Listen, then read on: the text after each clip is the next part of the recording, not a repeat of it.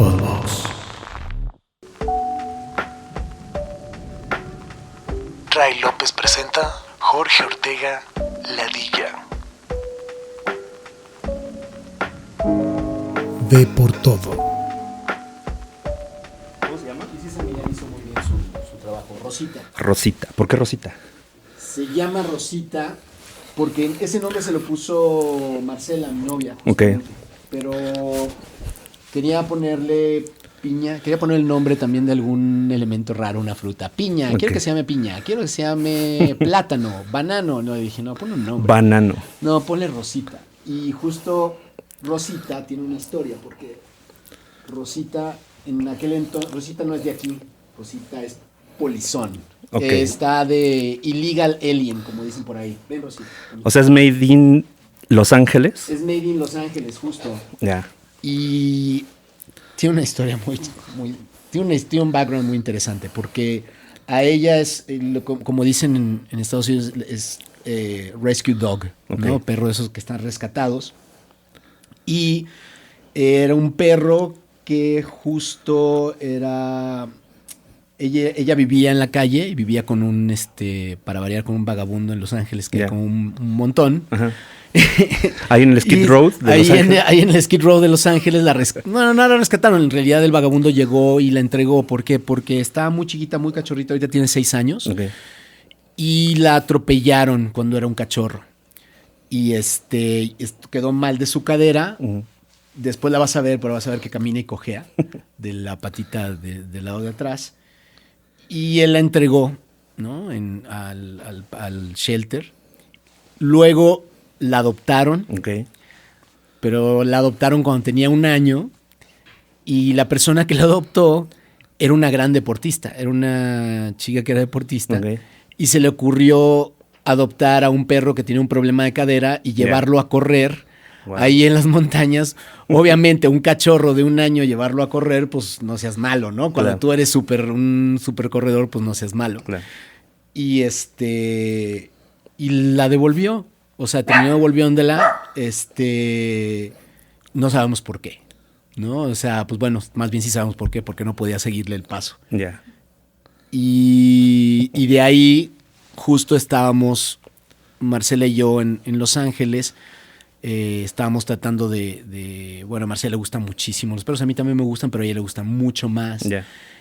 Y decidimos adoptar uno y fuimos a hay sitios donde tú puedes ver los perros de rescate y luego tienes que pasar por un filtro súper complejo de cómo... Y es en serio, es un súper complejo. Te van y te entrevistan a tu ¿A poco? casa. Sí. Wow. O sea, es como si es una adopción muy complicada. Llamas, ellos te van a visitar primero para ver si tienes lugar para dónde va a estar el perro. Ok. Es en O sea, serio. literal es una adopción. Es una en adopción forma, real. güey. La adopción en forma Wow. es real. No, en serio. Van, Ok. te tocan, te hacen la cita, checan si, por ejemplo, en dónde va a estar, si hay lugares, si no hay un lugar donde ella pueda tener algún problema o que vaya a estar tranquila, como está de repente.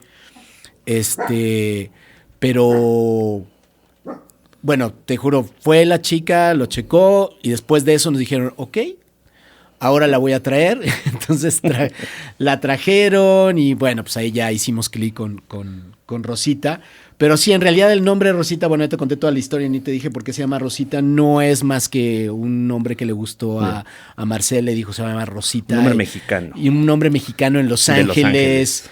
Para que en la calle le dijeran, no, ¿cuál es el nombre? Hola, No, ¿cuál es el Rosita. nombre? Y hola, Rosita, Claro. sí. Hey, Rosita, come here, Rosita. Yes, come here, come here. Claro. Así Está es. increíble, güey. Pues bienvenida Rosita también. Sí, mira, al viene podcast. igual que nosotros, viene en negro también. Es que es el look del creativo. Es el look del creativo. Del creativo locochón. ¿Cuál es el look del creativo locochón? Hay otra historia ahí detrás del color negro A ver, también, por venga. ejemplo, de los creativos. Ajá. Yo me acuerdo que cuando empecé a trabajar, mi primera agencia fue justamente Walter Thompson, Sí, que ahí nos conocimos. que ahí nos conocimos. Y fue en el 97, lejano 97, y entré por una beca que también es otra historia, pero mi primer vicepresidente creativo con el que trabajé era un sudafricano, se llamaba Gordon Thor. Ok. Y fue el primero, digo, eso fue en el 97, pero siempre todo el tiempo vestía De negro. de negro. Ok. Todo el tiempo vestía de negro. No había otra manera más que negro. Saco negro, playera negra, pantalón negro, multiplicado 1000 Ok. y 1,000,000 veces. Güey. Y era como... Y bueno, obviamente venía la pregunta de por qué usabas El negro. el color negro. Te respondía de una forma diferente cada vez que cada vez que ¿Qué te daba? respondía. ¿Qué te tiraba? A ver qué te tiró. A mí me tiró la de, pues bueno, la misma de... Creo que no me acuerdo si era Einstein o alguien que decía, la verdad es que para no pensar y ocupar demasiado el tiempo en la Claro. mañana en qué ponerme, todo es negro. Entonces ya sé que me pongo mi playera, mi saco, mi pantalón negro y ya está. Pero es lo mismo que dice Steve Jobs, ¿no? Que decía también, también él igual. se vestía de un color negro también siempre para no hacer que lo distinguieran por la ropa, ni siempre sobrio. Pero sí sabías que eran de un diseñador japonés. Sí, claro, o sea, es ropa que vale un coche, güey. O sea, Claro, su pero playera era como vale de la Gap. renta de una... Pero parecía que era de Gap. Claro. Y tú decías, ¿pero por qué? No, pero lo mandaba a hacer justo con... No me acuerdo ni cómo se llama el nombre del diseñador. Justo acaba de... Creo que murió hace como 3 Sí. semanas, un mes, una cosa así. Y sí, pero eran las playeras nada más. Sí, porque sí, los sí. jeans eran, creo que eran Levi's, Sí, normal. y sus New Balance. que él puso de moda los New Balance. Y sus New Balance y ya, y su playera está negra hasta acá del cuello, que hasta Sí. siempre, hasta el final de sus días, Sí, sí. era uniforme. El look del creativo. Pues ya no, ya ha variado. Sí, ya son más locochones.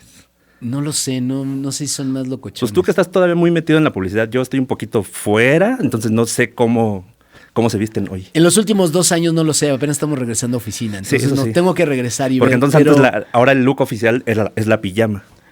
O el look algo oficial parecido. es el pants. Claro. Es el pants. Que es Pero el de mismo- abajo, porque de aquí para acá no tienes que estar bien en el Zoom. No tanto. También la gente usa ya sudaderas. Ya es como un look. Acuérdate que ya es el look estilo streetwear.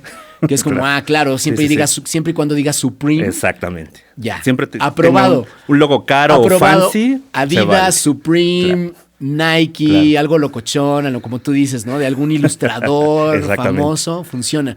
Pero, O una frase ingeniosa. pero fíjate que no, se visten también mejor ya. Sí. Bueno, no criticamos a los creativos porque No, de ahí porque nosotros venimos. somos que yo lo sé, perdón. No, ni tampoco es por criticar, sino también siendo un análisis porque dijiste, bueno, de negro, ¿no? Como creativo, le digo, no sé, hay de todo ahora, de que se visten mejor, sí se visten mejor. En mi época Sí, yo me claro. vestí horrible, güey. O Pero sea, nadie que yo me acuerde, nadie, y no es bien visto hasta la fecha, según yo, el traje, ¿no? O sea, no, ese mito de Mad Men en México, al menos Bueno, en esa de época, en los los 90s 50. para acá, en ¿no? no, pues no, no. no. No, más bien era estar cómodo y pues como nunca ibas a ver a nadie, ibas a estar ahí en De hecho, la yo oficina. contraté y entrevisté a muchos creativos hoy, de que están todavía en creatividad hoy, que llegaron a pedir chamba de traje. Ah, güey. claro, no, sí. Era así, güey. A Tepo, por ejemplo, Tepo, que apenas estuvo en uno, güey, llegó de traje y así, Tepo, ¿qué onda, güey? Y ya hoy sí ya trae el look creativo, güey. Sí, a mí también me tocó así, camisa pero obviamente el tema de cuando estás buscando trabajo y que a lo mejor estás saliendo de la universidad a los 22, 23 años y llegas con una corbata claro. y con una camisa blanca, es como, digo, no es por decirlo, pero bueno, es como de esos que Te están tienes que ver empacando. formal. No, pero además es como, o sea, estás tan joven Claro. que pareces de los chicos que están empacando ahí en Soriana. Eso. Claro, y tu mamá te dice, ¿cómo vas a ir a una entrevista así? Ponte una corbata. Siempre. Tu mamá Ponte siempre te dice, serio. ¿es así vas al Claro, trabajo? claro. Así vas al trabajo, así vas a trabajar, así te dejan entrar al trabajo. Pues, ¿en qué trabajo estás? ¿En qué trabajo estás? ¿A ¿Qué no te dedicas? pagan o qué? Yo todavía no le puedo explicar a mi mamá a qué me dedico, güey. O sea, todavía es como, ok, haces comerciales, haces anuncios, has hecho anuncios, pero ¿y? Creo ¿Qué que por pones ahí en tu había. tarjeta? ¿Te acuerdas? Creo que por ahí había una campaña de una. No era. ¿Qué sería? Que es como una especie de círculo creativo, asociación de creativos en España, no sé si te acuerdas, que era justamente lo que hacía el promocional que hicieron para su festival, era preguntarle a mamá a sus mamás qué hacían sus Y hijos. nadie sabía. No, es como, no, y estaba súper interesante porque de repente llegaban y una decía, no, pues él trabaja haciendo dibujos. Él es un pintor famoso, Claro, que claro. reconocido es como pintor, ¿no? Pues bueno, es storyboardista, es director de Claro. arte, ¿no? Pero sí, la verdad es que es como, siempre ha sido difícil para las mamás también exponer como Es complicado. ¿Qué es lo que Y hace un creativo? Y como es ¿Qué complicado, hace tu hijo? Martita, ¿qué hace tu hijo? ¿Cómo se llama tu mamá? Virginia. Mi mamá se llama Martita. Ya. Entonces, Martita, ¿qué hace tu hijo? Pues es que es comunicólogo y hace... Claro. ¿Qué le digo que me siento comunica orgullosa? cosas. Sí, claro, es como, claro, ¿cómo le digo? ¿Qué ganó? Claro. ¿No? ¿Qué ganó? ¿Qué ha hecho? No, pues él es como una especie como de director y hace comerciales. Ah, o sea, pero los filma. Claro. No. Sí, más o menos. O te dice, sí, más o menos, sí, eso. Ah, ok. Los piensa, los escribe. Los piensa. ¿A poco se piensan? Sí, bien raro. Pero bueno, como es difícil, vamos a empezar presentándote. Ah, ok, muy bien. Tú eres Jorge Ortega, alias Aka Ladilla. Acá, Ladilla, sí. ¿No? Ya nos platicarás por qué Ladilla, porque yo todavía no sé por qué. Pero ¿Quieres está que te cuente la chistoso. A ver, historia? ¿Te cuenta. cuente la historia? Bueno, yo hace tiempo que ya también por la edad, debido a la edad y la falta de energía, he dejado de hacer lo que hacía antes, pero Sí. la ladilla, todos me dicen, te llaman ladilla, por ejemplo, de Sudamérica, siempre me dicen ladilla. Ah, pero ¿sabes qué significa ladilla? Le digo, sí, sí sé qué significa ladilla. Claro. Es de estas que te están picando Están todo el chingue, tiempo, que chingue. te están chingue. Ajá. Me dice, pero por eso te dicen. Digo, sí, pero al principio sí como que dicen, pero ¿sabes por qué? O sea, digo, sí, es por eso, es porque sí chingaba. Y sí, sí tenía un espíritu bastante chingativo. La gente que me conoce sí lo reconoce bastante bien, que todo el tiempo estaba chingando. Los niveles eran varios de chingativismo. Las bromas eran fuertes. Las bromas eran fuertes, Claro. había bromas fuertes. Había bromas fuertes con gente muy importante y poderosa Sí. en el lugar donde trabajaba. A ver, tírate una que te acuerdes. ¿Sabes qué es lo más terrible de todo? Que a mí me recuerdan mis barbaridades. No, pero hace poco me dijeron me contaron de una que era, me escondía abajo del escritorio del VIP creativo para esperar a que él llegara en la mañana, porque a veces llegaba temprano, para llegar y salir y asustarlo. Entonces, ¿pero por qué hacía eso? Claro. No lo sé. Esa es una de las cosas que hacía. O en los elevadores habían estas luces para prender y apagar el elevador. Entonces se subía alguien al elevador que no conocía. ¿Por qué lo hacía? No sé. Entonces de repente me iba subiendo, empezaba ¡ah! Y era como disco, ¿no? Y era como ¿qué está haciendo este cuadro? Así era. Pues sí. Así era. Y también, pues también hacía lo mismo también con los clientes. ¿Y quién te ¿no? puso Ladilla? Me puso mi primer jefe, mi jefe directo, que fue Horacio Rico. Ok. Era copywriter justamente, bueno, era director creativo de Walter Thompson en aquel momento. Y él me dijo, ya, deja de ser ladilla. Ya, es que eres una ladilla. Y empezó así, ladilla. Y todo, sí, ladilla. Ya, siéntenlo allá, déjenlo ahí, no le hablen, porque si no va a empezar a molestar a la gente. Y sí, brincaba, y te digo, así, asustaba gente, o simplemente, sí, estaba... Yo siento que no era no. nada profesional. Yo siento que no triunfé en la publicidad porque no tengo apodo, güey.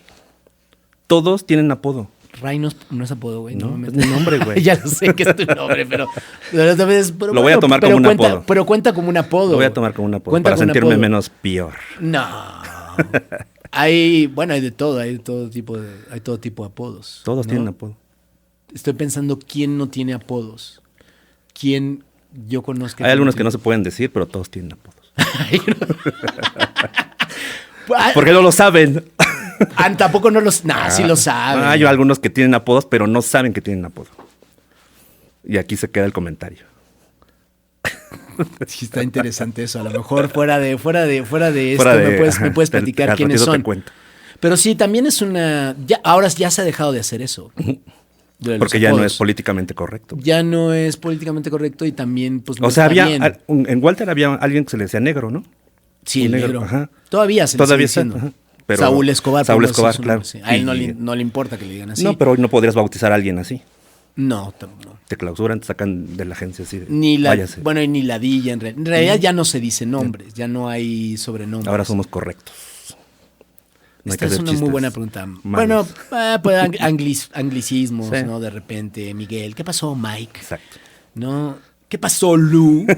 Pero a ver, Lo más fuerte, así, Lu. vamos a la Lucía. presentarte. Tita, ¿no? Vamos a presentarte. Perdón, todavía no hemos llegado hasta ahí. Relájate Creo que nos vamos a tantito. tardar años. Nos vamos a tardar años. Deja de ser ladilla. Vamos a 5 romper minutos. récords. Vamos a romper récords. Vamos a ir por 5 horas seguidas hablando, muchachos. A ver, tú trabajaste en Walter. Trabajé en Walter, sí. Trabajaste en México, ¿en dónde más? Antes de irte a Estados Unidos. Bueno, estuve mucho tiempo en Walter. Estuve desde el 97 hasta el 2005. Que ahí nos conocimos en una época, creo que fue la mejor época de Walter, la verdad. Sí, fue la mejor ¿No? época. O sea, estaba Tachinta, Estaba Tachinta. Álvaro Suñol, estaba Codecido, estaba Saco, ¿no? Pues ha tenido, o sea, yo creo que Walter Thompson tuvo diferentes épocas.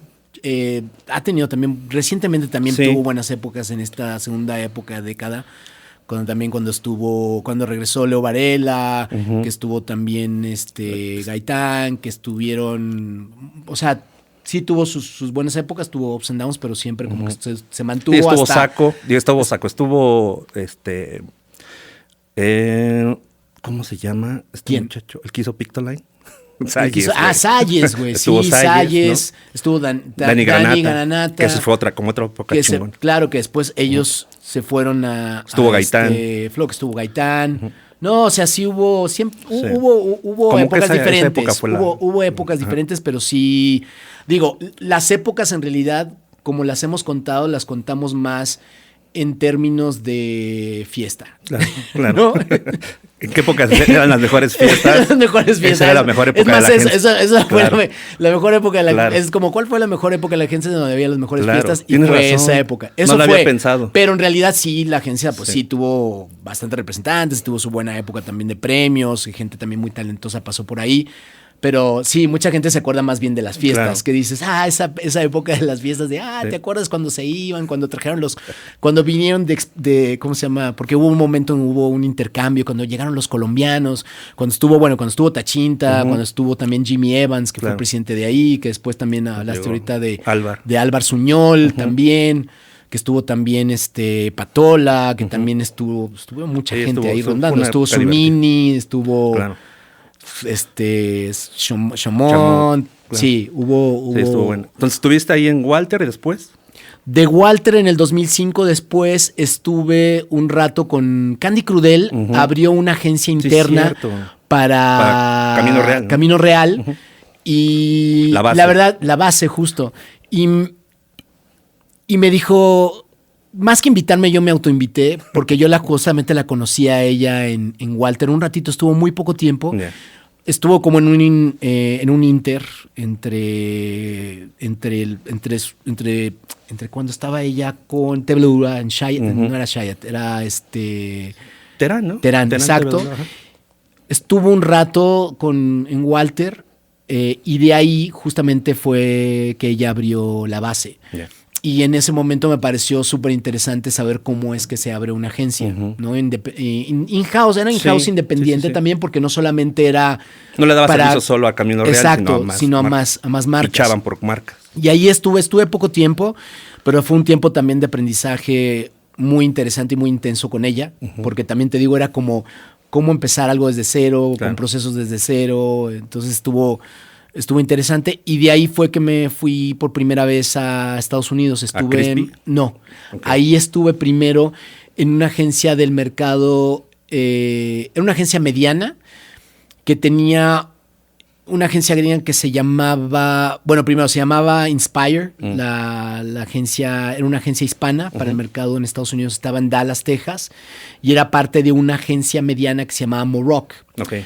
Y esta agencia lo que hacía es que, y el dueño obviamente, el apellido se llama Moroc, lo que sé o lo que me contaron, ¿no? Porque no lo sé de cierto, pero ellos, su principal cliente era McDonald's. Ok.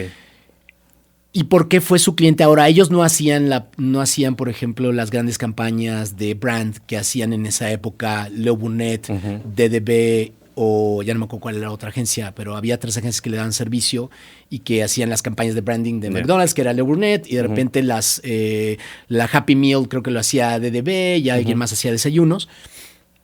Ellos más bien se enfocaban a la parte de el segundo tier, que es el tier, por ejemplo, de la promoción, ¿no? Promoción de nuevos productos, promoción de desayunos, de comidas. Ahora, ¿por qué ellos tenían esa parte del negocio? Era porque el dueño de Moroc, que era Tom Moroc, lo que hizo fue que les presentó un esquema a McDonald's en donde él podía en tiempo real, y en aquella época cuando no había Claro. nada digital, no había internet, no había nada de eso, Sí. él les presentó un esquema en donde podía, por restaurante, saber cuáles eran las ventas de cada uno de los diferentes ítems, que era como difícil hacerlo, era como, claro, era muy avanzado, y eso obviamente te decía, pues hay que lanzar esta promoción, hay que lanzar esta oferta en tal lugar, en tal ciudad, y él se dedicó justamente, por eso le dieron el mercado, perdón, de publicidad para todo eso. Entonces, justamente, en aquel entonces me invitó Fernando Sabá, que no sé si lo conoces, era un creativo, trabajó en Grey, trabajó también conmigo en Walter, y él estaba justamente liderando esa área de mercado hispano, ¿no? Cómo las cosas cambian también, que la otra estaba platicando con Saúl, justamente, el mercado hispano, que de repente este año hizo un boom, ¿no? Con estas agencias como Alma, con We Believers, con la comunidad. We Believers desde que empezó la rompió. Sí, la rompió, pero este año, o sea, esa agencia independiente del año en Cannes, ¿no?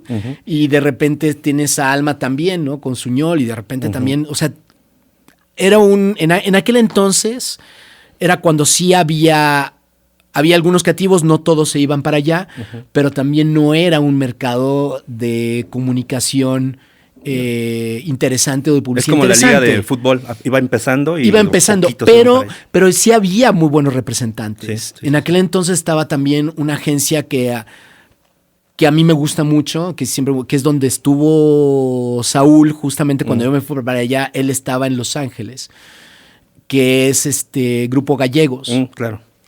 Y ellos hacían muy buen trabajo, hicieron excelente trabajo y ganaban Cannes, ganaban muchos premios.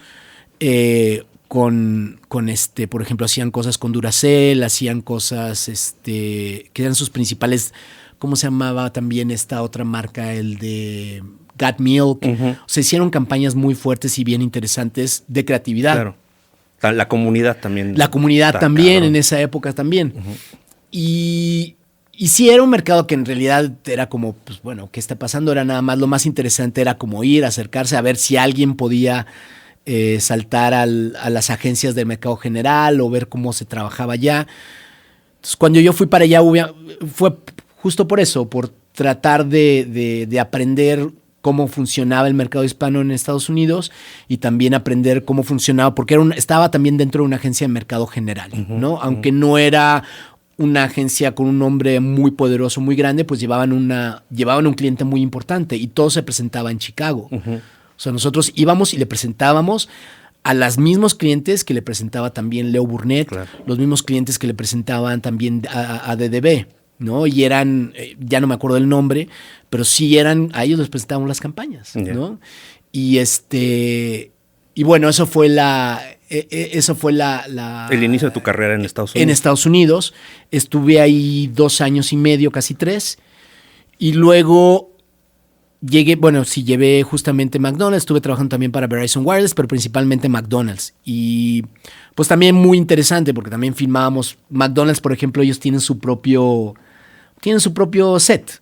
Tienen una tienda en Los Ángeles, no me acuerdo si se llama Industrial City, pero es una cosa así. Y es un restaurante. Su stage es un restaurante. Tiene un restaurante. Ahí filman. Funciona el restaurante. Funciona en el sentido que es funcional, pero no está abierto al público ni nada. Es simplemente para filmar. Entonces tiene todas las luces puestas. Cada vez que cambia la imagen o cada vez que cambian los muebles del restaurante, cambia también con el tiempo. Lo que te obliga creativamente a pensar ideas que sucedan ahí. También, ¿no? También. O sea, 100%. Es bueno y malo. 100%. Es bueno y malo, sí, pero creo que también como tú dices, es un reto. Es un reto decirte, ¿sabes qué? Tienes que pensar dentro del restaurante, cuántas cosas se pueden pensar dentro de un restaurante y con este tipo de productos. Y también, ¿no? ¿Cuántas tomas puedes hacer de hamburguesas? ¿Desde dónde? ¿Para dónde? Y aunque no lo creas, pues sí siempre sale, ¿no? ¿Por qué? Porque también hay cosas diferentes que pasan alrededor, ¿no? El lenguaje también cambia, ¿no? El lenguaje de comunicación cambia. Cambian los directores, cambia la corrección de color, ¿no? La corrección de color de los 90, de los 2000, la corrección que hay ahorita. Sí, o si piensas una idea que es vintage o una... También, ¿no? y te digo, los lenguajes cambian, los lenguajes entonces, y los lenguajes de cómo presentar la comida también cambian. Entonces, nunca, creo que no, creo que siempre vas a tener recursos como para poder contar diferentes food shots y ese tipo de cosas, Claro. ¿no? Y bueno, te digo que de ahí, justamente ahí empecé y luego sí regresé a México otra vez a Walter Thompson y fue cuando trabajé, cuando estaba Manolo Techera estaba como VP, Ujú. estaba Esteban Saco, Claro. estaba Nacho Codecido. Zucarino, estaba también Enrique Codecido, estaban como las cabezas del mercado del departamento creativo, que también fue una experiencia increíble otra vez trabajar con ellos. Ujú. Ahí fue cuando conocí también a mi dupla, a Leo Varela, mi ex dupla, y ahí fuimos dupla, estuvimos trabajando durante 2 años también. Y justo de ahí, después de esos 2 años, fue cuando se nos presentó, porque no solamente fue a mí, sino también a Leo, la oportunidad de irnos a trabajar a Crispin. ¿Cómo justo. sucede eso? ¿Cómo sucedió esa llamada? Esa llamada no sucedió por mí, Ok. sucedió porque, y bueno, si me da permiso Leo, ni modo, pero bueno, Leo justamente fue un año que ganamos Cannes, ganamos por una campaña de print, y Leo fue a Cannes, yo no fui, pero él fue, y en la fiesta, en una de las fiestas, conoció a Rob Riley. Y Rob Riley era el director, el VP creativo para Crispin Estados Unidos. No me acuerdo si en aquel entonces ya era el global, creo que todavía no, pero era Crispin Estados Unidos. Y creo que en la plática pues, se quieren ir a entrevistar. ¿Por qué? Porque estaban buscando, también ellos tenían no era un área, a diferencia, por ejemplo, de Moroc. No era como no era un silo, como dicen los gringos, no era algo separado, sino que ellos tenían la intención de justamente y eso estaba también interesante el approach de Rob Riley, que creo que era un approach que en ese momento creo que todos apoyábamos, que era, a ver, yo sé que cuando llegas a un país donde tú no eres residente o no viviste o nunca has vivido y eres externo, obviamente va a haber ideas que no vas a poder sacar, ¿no? Simplemente por la cultura. Claro. ¿No? Es lo mismo que traer a un extranjero a México a hacer publicidad de repente. Que no conoce el contexto. Que no conoce algunos contextos. Claro. O sea, más que eso es como simplemente no va a crear cierto tipo de ideas, ¿no? No va de repente sacar una idea con... Claro. O sea, con insights muy locales. Con insights muy locales, Claro, exacto. claro. ¿No? Entonces él dice, yo entiendo eso, pero yo sé que hay creativos que me pueden traer a la mesa y son creativos, que hay ideas que son, o hay insights que son universales, ¿no? Y entonces yo también pienso que yo tengo un equipo de creativos locales que obviamente van a pensar en ese tipo de ideas con insights locales. Yo también quiero traer creativos que pueden pensar ideas con insights universales, ¿no? Entonces por eso no hay ningún problema y obviamente también van a estar trabajando también con el mercado local hispano, si hay experiencia, porque también necesitamos gente también que escriba en español, porque en aquel entonces justamente fue para llevar Burger King. Okay. Era para llevar Burger King, para era, trabajar. sí, Kraft Mac and Cheese, Kraft Mac and Cheese, Burger King, principalmente en que tenían justo esa parte hispana, que estaban desarrollando ese negocio hispano, pero también trabajábamos para General Market. También nos abrieron la puerta para, o sea, es lo que nos decía. No también solo lo local, sino... quiero insights también universales para el mercado en Estados Unidos, y también había, porque Crispin tiene oficinas también en Londres, en Brasil y en otros lados, también entrábamos en pitches, ¿no? Y ese fue el contacto. Nos llevaron a Boulder a entrevistarnos. Fue una entrevista así como de, ok. También ni siquiera fue, la verdad es que ahora que lo recuerdo, no fue tan exhaustiva. No fue una entrevista exhaustiva. Okay. Simplemente fue de, vean, esta es la oficina, llegamos. Me acuerdo el día que llegué, voy a hablar más de mi experiencia que de Leo. Leo tiene también tendrá su versión y su punto de vista. Eso es como yo la viví. Pero yo recuerdo el día que llegamos, pues bueno, Boulder, Colorado, pues es un pueblito afuera de Denver, en medio de la nada.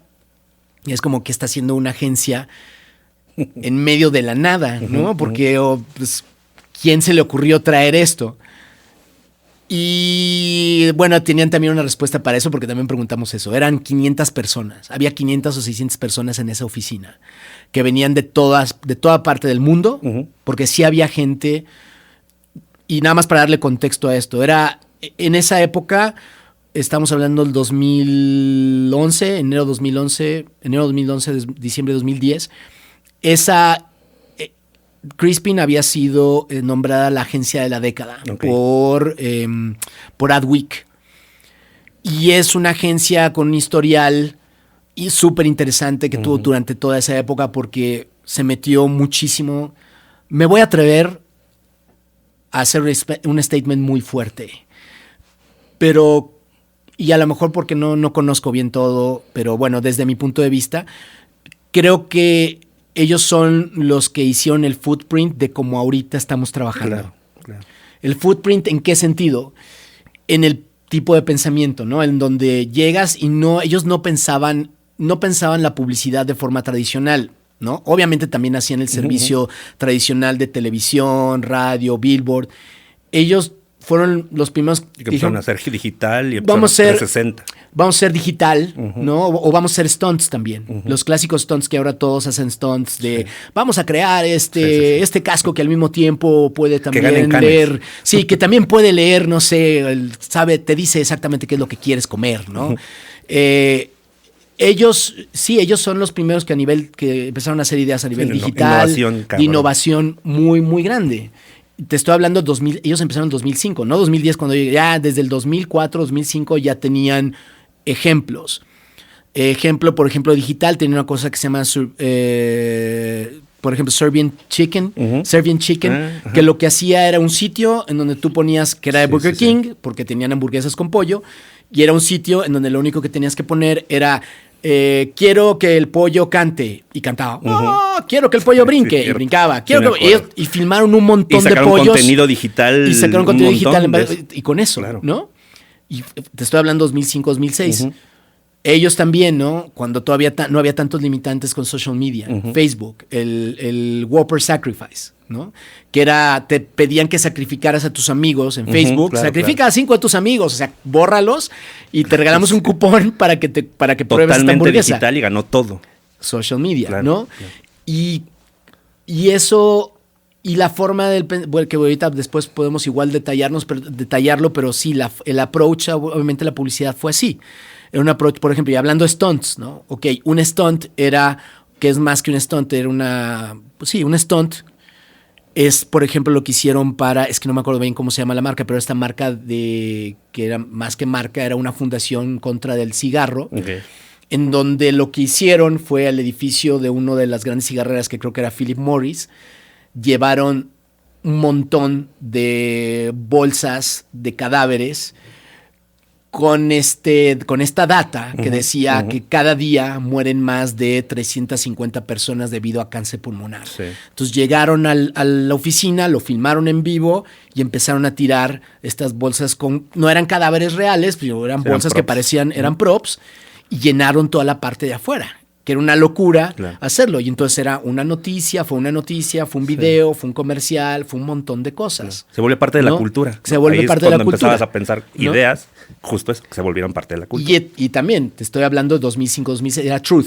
Se llamaba Truth la campaña, se llamaba Truth el esfuerzo que hicieron contra las cigarreras, que era la época en donde estaban contra las cigarreras, que empezaron a presionarlas para que para que la gente no fumara en lugares públicos, etcétera, etcétera, ¿no? Y pues bueno, ahorita es como muchas agencias están pensando, funcionan, ¿no? Funcionan, no solamente piensa en una idea, no pienses en medios, piensa en la idea, piensa primero en la idea, puede ser un stunt, puede ser una cosa digital, puede ser lo que tú quieras. Si la idea es poderosa va a funcionar en cualquier lado. Siempre y cuando, obviamente, el formato que establecieron era el formato que todos conocíamos, pero que ellos usaron bien, que fue el press release. Ok. Piensa como si fuera una noticia Exactamente. que vaya a salir en el periódico, en el que entonces hubiera sido el periódico, pero ahorita te pueden decir, que salga en Reddit, Sí, sí, o sí. que salga en Sopitas. Claro. ¿No? Y así se presentaban Sí, sí, las sí. ideas.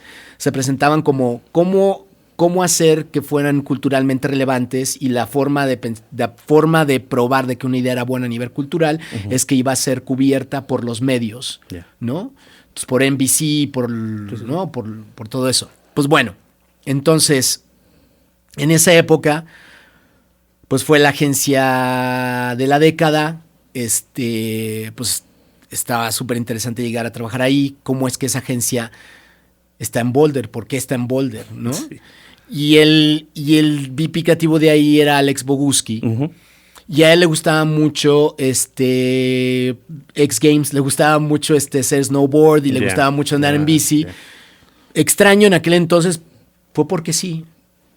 Fue porque sí, ¿eh? Es porque ¿O por Alex. qué no? O por qué no, más Claro. bien también. ¿Y por qué no? Claro. ¿Por qué no? Y sí, fue un por qué no. Ujú. Y después pensándolo ya, digo, ya haciendo también un análisis profundo, es un lugar en donde también por una cuestión fiscal ayudaban, digo, no a la agencia, pero empezaron a crecer varios startups. O sea, Ya. fue como un lugar en donde empezaron a nacer varios startups, en donde, por ejemplo, estaba, no sé si te acuerdas de, ¿cómo se llamaba esta tienda que vendía también al principio de los, a finales de 2000, principios de 2000, que vendían todos los juguetes de vinil?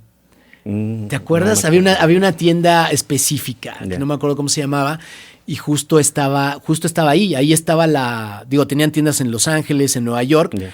pero la oficina estaba en Boulder, Colorado. Ok. Y era como un montón de cosas ahí que existían que decías, pero bueno, también veías que era una ciudad pequeña con un montón de ¿cómo se llama? Pues el estilo de vida era muy sano. ¿Y cómo era trabajar ahí? ¿Cómo era un día a día en Crispin? Una locura. A ver, ¿qué era? Cuéntame. ¿Cómo era? Pues mira. A ver, su sistema o su operación era diferente.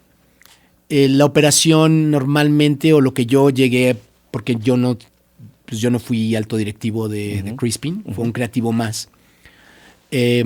Lo que yo pude ver cómo operaban existía obviamente este grupo de directores, estaban los CCDs y había un grupo de directores creativos grande. Había diferentes departamentos bien establecidos. Estaba el departamento de innovación, departamento de servicio a clientes, estaba el departamento de COGS, que ellos les decían los planners, estaba el departamento de diseño y estaba el departamento creativo. Y había otras cosas ahí que después voy a decirte qué más había, pero bueno. Era una trampa perfecta para trabajar todo el día. Ok. Te daban la bienvenida, el primer día te daban la bienvenida con unas sandalias, te daban un cobertor, porque a veces hacía frío. O porque había que salir a las 4 de la mañana. O te daban tu gorra, tenías un gimnasio adentro, tenías comida 24 horas. Tenías refrigeradores, tenías cafés de todo tipo, café de Starbucks, café de Dunkin' Donuts. Lo que hace hoy había, Facebook, exacto. ¿no? Había yogurts, había jugo de manzana, jugo de naranja, había tés, cereales todo el día, leche de todo tipo, leche Un entera. Había todo eso, había comida todo el tiempo. Tenían un concierge, que lo que hacía es que si tenías algún tema sabes que no tengo que ir a pagar la luz, él iba y te pagaba por ti la luz, o tenías que ir a hacer el súper, no tenías tiempo, él iba y te podía ir a hacer el súper si tú querías y llevártelo a tu casa y dejártelo ahí. Okay. Tenías algún problema con el coche, ahí mismo internamente tenían ellos un taller donde te pueden arreglar tu coche. Tenían justamente un área en donde había un tipo que te podían rentar coches. Si tú no tenías coches, te prestaban, no te lo rentaban, te prestaban el coche. Había como 3, 4 coches y los podías apartar para el fin de semana. Había esquís, había snowboards, había bicicletas para rentar el fin de semana. Tenías todo eso. Y bueno, el día había briefs. Y el brief lo abrían a veces había El departamento creativo era grande, éramos como 80, entre 80 y 100 creativos. Duplas, pues obviamente eran como 40 duplas, 50 duplas, muchas duplas. Y los directores creativos eran los que daban el brief y simplemente te decían, pues bueno, incluso ya tenían medidos cuántos proyectos podías hacer. Entonces, no podías hacer más de 3 proyectos. O sea, 3 proyectos ya te estabas muriendo. Porque, ¿por qué? Porque era mucho trabajo. Entonces, yo me acuerdo que a veces hacíamos 2 briefs y te daban el brief y ese mismo día te decían, bueno, hoy es 11 de la mañana, te di el brief, mañana a las 11 necesitamos que traigas ideas.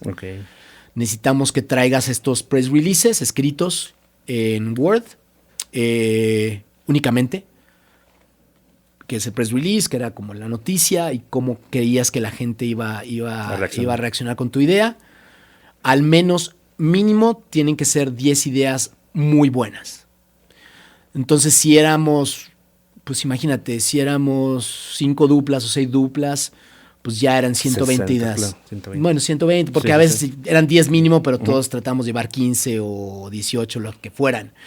Y te decían ideas, acuérdense, no es pensar únicamente en tradicional, o sea, pueden pensar como quieran, ¿no? Siempre y cuando sea como un press release. Y pues sí, va a primera ronda, ¿no? Y era ronda y tú veías a la gente y era muy estimulante porque había un montón de competencia a todo lo que daba. Y era gente que venía, había gente que venía de Macan, de Young and Rubicam, y te decía, sí había gente que venía de Alemania a trabajar, de Alemania, de Australia, de Latinoamérica, de todos lados a trabajar esa agencia. Mucho lo que se decía es que existe un término para ese tipo de agencias. Le decían que era una agencia que era una sweatshop. ¿No? ¿Por qué sweatshop? Porque... Y ellos se burlaban de eso. Incluso hay una digo, es terrible, porque ya no es políticamente correcto, pero aquella época, te estoy hablando de 2008, 2009, hay una foto que hicieron ellos, que salen los directores creativos de Crispin, por ahí ha de estar, en donde ellos están como una especie de... ¿Cómo se llama? Como una fábrica, ¿no? En donde están ellos en condiciones ahí súper precarias trabajando, como burlándose de eso.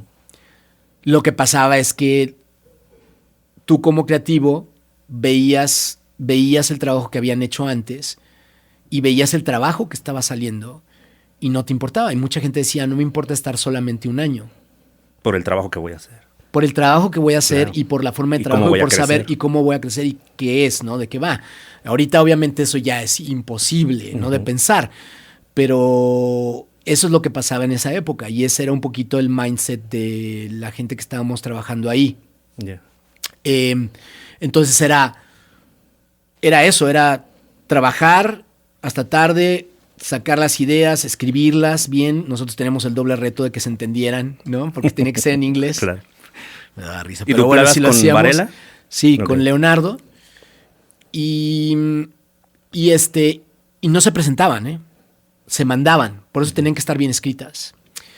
Luego, ahora te decía que por qué también había una competencia. Y la competencia no era con la misma gente con la que estabas haciendo las ideas. La competencia también era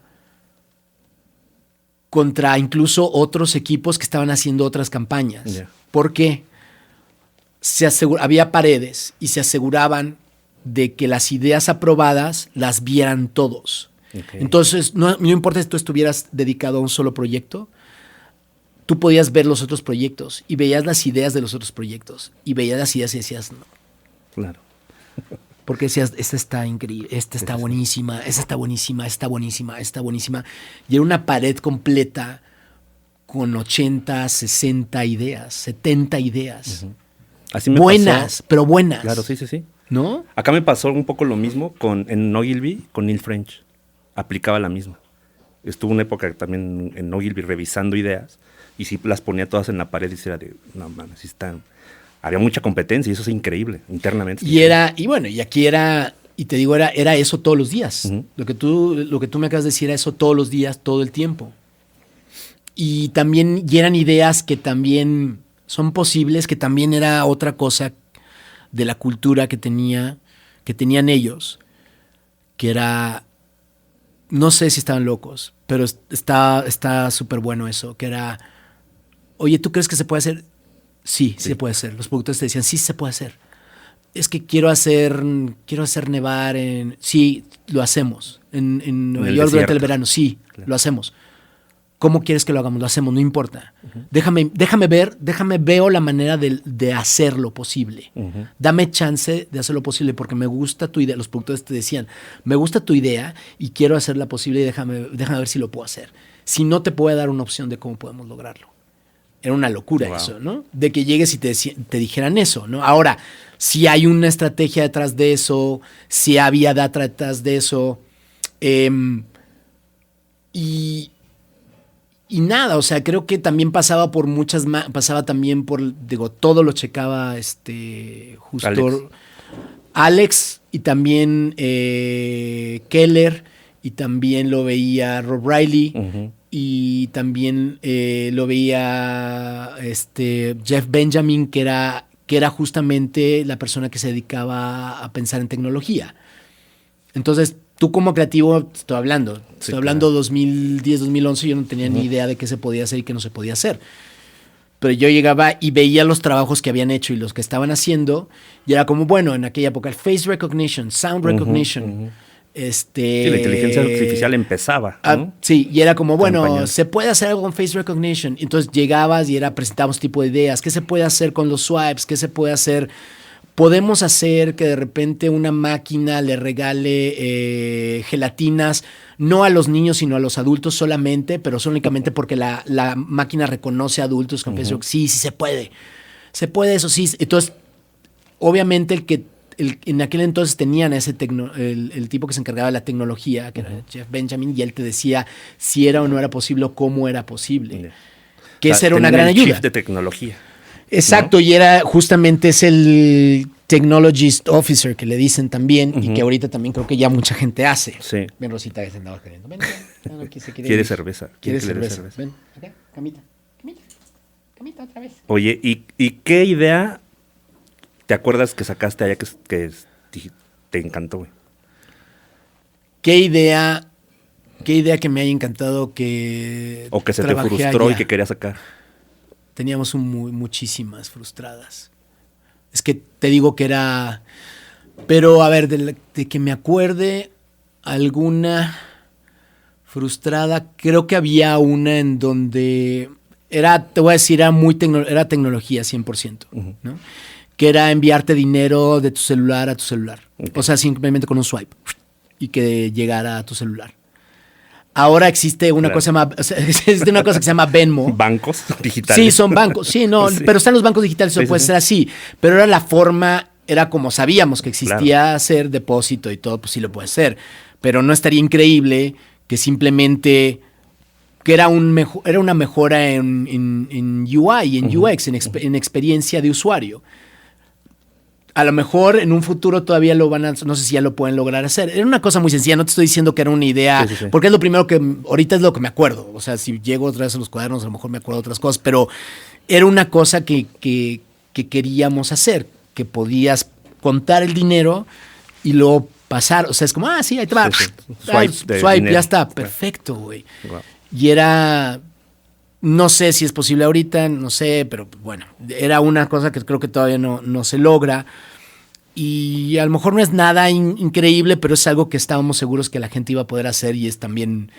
Es tan absurdo como cuando conocimos justamente ahí. Había una chava que era una estudiante de Colorado. Ven, Rosy, si quieres, vente acá arriba. Quiere salir a cuadro. Que... era un estudiante en Colorado que ella Esa posición sí es muy, muy creativa, güey. Nada más acarícialo así. No, es muy como... Es como el padrino, güey. Claro, el padrino, pero con un perro. Sí, le hizo una... Bueno, no, te iba a decir que conocimos, por ejemplo, a una chica que era la que... Y eso es una cosa muy sencilla y era una innovación muy sencilla en esa época. Que era cuando tenía celular, era invierno... Y pues era difícil con los guantes, porque, digo, en México a menos que haya sido de Chihuahua o de algún lugar así donde hubiera hecho un montón de frío y usaras guantes, pero pues en Estados Unidos hay muchas partes donde neva. Y esta chava lo que inventó fue el material, fue súper sencillo, fue una tontería y lo patentó. El material en el dedo índice de los guantes que usan muchos ya de los guantes actualmente para poderles hacer swipe a la pantalla de tu celular. Una cosa sencilla, pues ¿no? Que es lo que te digo que era igual como a lo mejor enviarte dinero de un celular a otro, pero patentado, que pues es una mega lana, ¿no? Multimillonaria. Multimillonaria, ¿no? Y era eso, y luego también había otra cosa, ya me estoy acordando qué otra cosa había. Había, por ejemplo, también pensamos mucho innovación, porque también como que se nos abrió esa puerta que nunca habíamos explorado. Y por ejemplo, había una marca de pudines que eran, ahorita que estamos hablando, era solamente para adultos. Okay. Y lo que hicimos era un empaque que solamente podían abrir los adultos. Era un empaque que era como, has visto, ¿no? Que de repente los empaques de las medicinas precisamente están hechas de que empujas y lo haces a un lado, están así porque son no para que los niños puedan acceder a ellos. Y era sacar el empaque justamente para un pudín que era dirigido únicamente para adultos, era un empaque nuevo. Pero bueno, sí logramos hacer unas cosas que me gustaron. Nos involucramos también en el desarrollo de un producto nuevo, que era un ron, justamente para nos involucramos desde cero. Wow. Un ron para Bacardí, que no era de la marca Bacardí, pero era un producto de ellos, que habían comprado los derechos de justamente, no sé si estoy dando a conocer información. Nadie ve este podcast, no te preocupes. Información. Nadie estoy soltando desinformación súper secreta. Y yo, bueno, es esto y lo hicieron. Corte ahorita acá afuera, güey. Dos militares. No. Bueno, de la CIA no voy a decir marcas, pero ya dije, pero bueno. Y te habían comprado los derechos de un. Cuando digas Bacardí, ponemos pi, por favor. Pero solo en Bacardí. Ya no digas ese nombre, pero Bacardí. Bueno, entonces habían comprado los derechos de un artista famoso, ¿no? Y era como, pues, tenemos los derechos. ¿Qué hacemos con ellos? Tomen, ahí están los derechos. Pueden generar un producto con este nombre y generen el nombre, generen la botella, la imagen, todo. Y nosotros estuvimos involucrados en ese proyecto. Y fue algo que jamás había pasado. Así de, bueno, ahí están, háganse cargo. Y también nos dijeron, háganse cargo, saquen el nombre junto con eran 2 duplas. Saquen el nombre del producto, de cómo quieren que se llame, cómo conceptualizan, cómo conceptualizan el empaque. Okay. Que al final fue estaba basado justamente en Hemingway. Entonces se llamaba, la marca está allá afuera, porque se llama ya no la digas. Papas Pilar, comercialazo. Tómenla, chicos. Papas Pilar, y se llama Papas Pilar porque a él le llamaban Papa en Cuba, y él tenía un barco que se llamaba Pilar, ¿no? Y la botella está basada en una cantimplora porque él fue rescatista fue parte de la Cruz Roja durante la Primera Guerra Mundial. Él estuvo metido como rescatista. Y era una parte muy cercana de su cantimplora. Entonces era una cantimplora, una botella en forma de cantimplora, y además de eso la tapa tenía una brújula. Yeah. Y era desde todo, desde el nombre y también el líquido, cómo iba a ser, cuál era el sabor, todo ese tipo de cosas. Oh. Y salió. Y ponle que no haya sido el producto más exitoso del mundo, todavía se sigue vendiendo. Pero fue algo que también nunca había hecho yo como profesional. Hacer un producto desde cero, claro. Imposible. Está increíble. Oye, y después estuviste en una agencia que es parte de Vice, ¿no? En Virtue. En Virtue. Sí. Muy poco tiempo. ¿Cómo funciona esa agencia? ¿Qué es? Es una agencia, a mí me gusta mucho el formato de esa agencia, porque es una agencia, y a lo mejor también igual me equivoco, esa es mi percepción, ¿no? Es la percepción que tengo yo desde adentro igual, me pasó igual con Crispin, yo lo veo así, pero muchas personas podrán decir otras cosas, y a lo mejor incluso, te digo, son mucho más objetivas. A mí yo como veo a Virtue, y por lo cual me gustaba mucho Virtue, es que es una agencia que su approach es un approach de contenido, ¿no? Que estaba padre, es como un approach de contenido publicitario, que eso me parece que también es un formato interesante. En los inicios de Vice, ¿no? O sea, tampoco es... Vice ahorita es lo que es. Sí, por eso. pero nunca, creo que nadie, otra vez regresamos del punto de vista de un publicista tradicional, ¿no? Y después, bueno, vino esto con Crispin, ¿no? Que es como este rollo de empezar a pensar no solamente en tradicional, también hay innovación, y, ¿no? Uh-huh. Y de repente vino esto de contenido y de repente, no, pues es contenido, pero también, o sea, ya también empezaron a hacer contenido, ¿no? Hay muchas agencias de holding companies que también se dieron cuenta de, podemos hacer contenido, vamos a generar contenido, historias de 1 minuto, de long form, ¿no? Uh-huh. Como le dicen, son long forms, y en donde podemos hablar del producto y en donde podemos hablar de una forma distinta.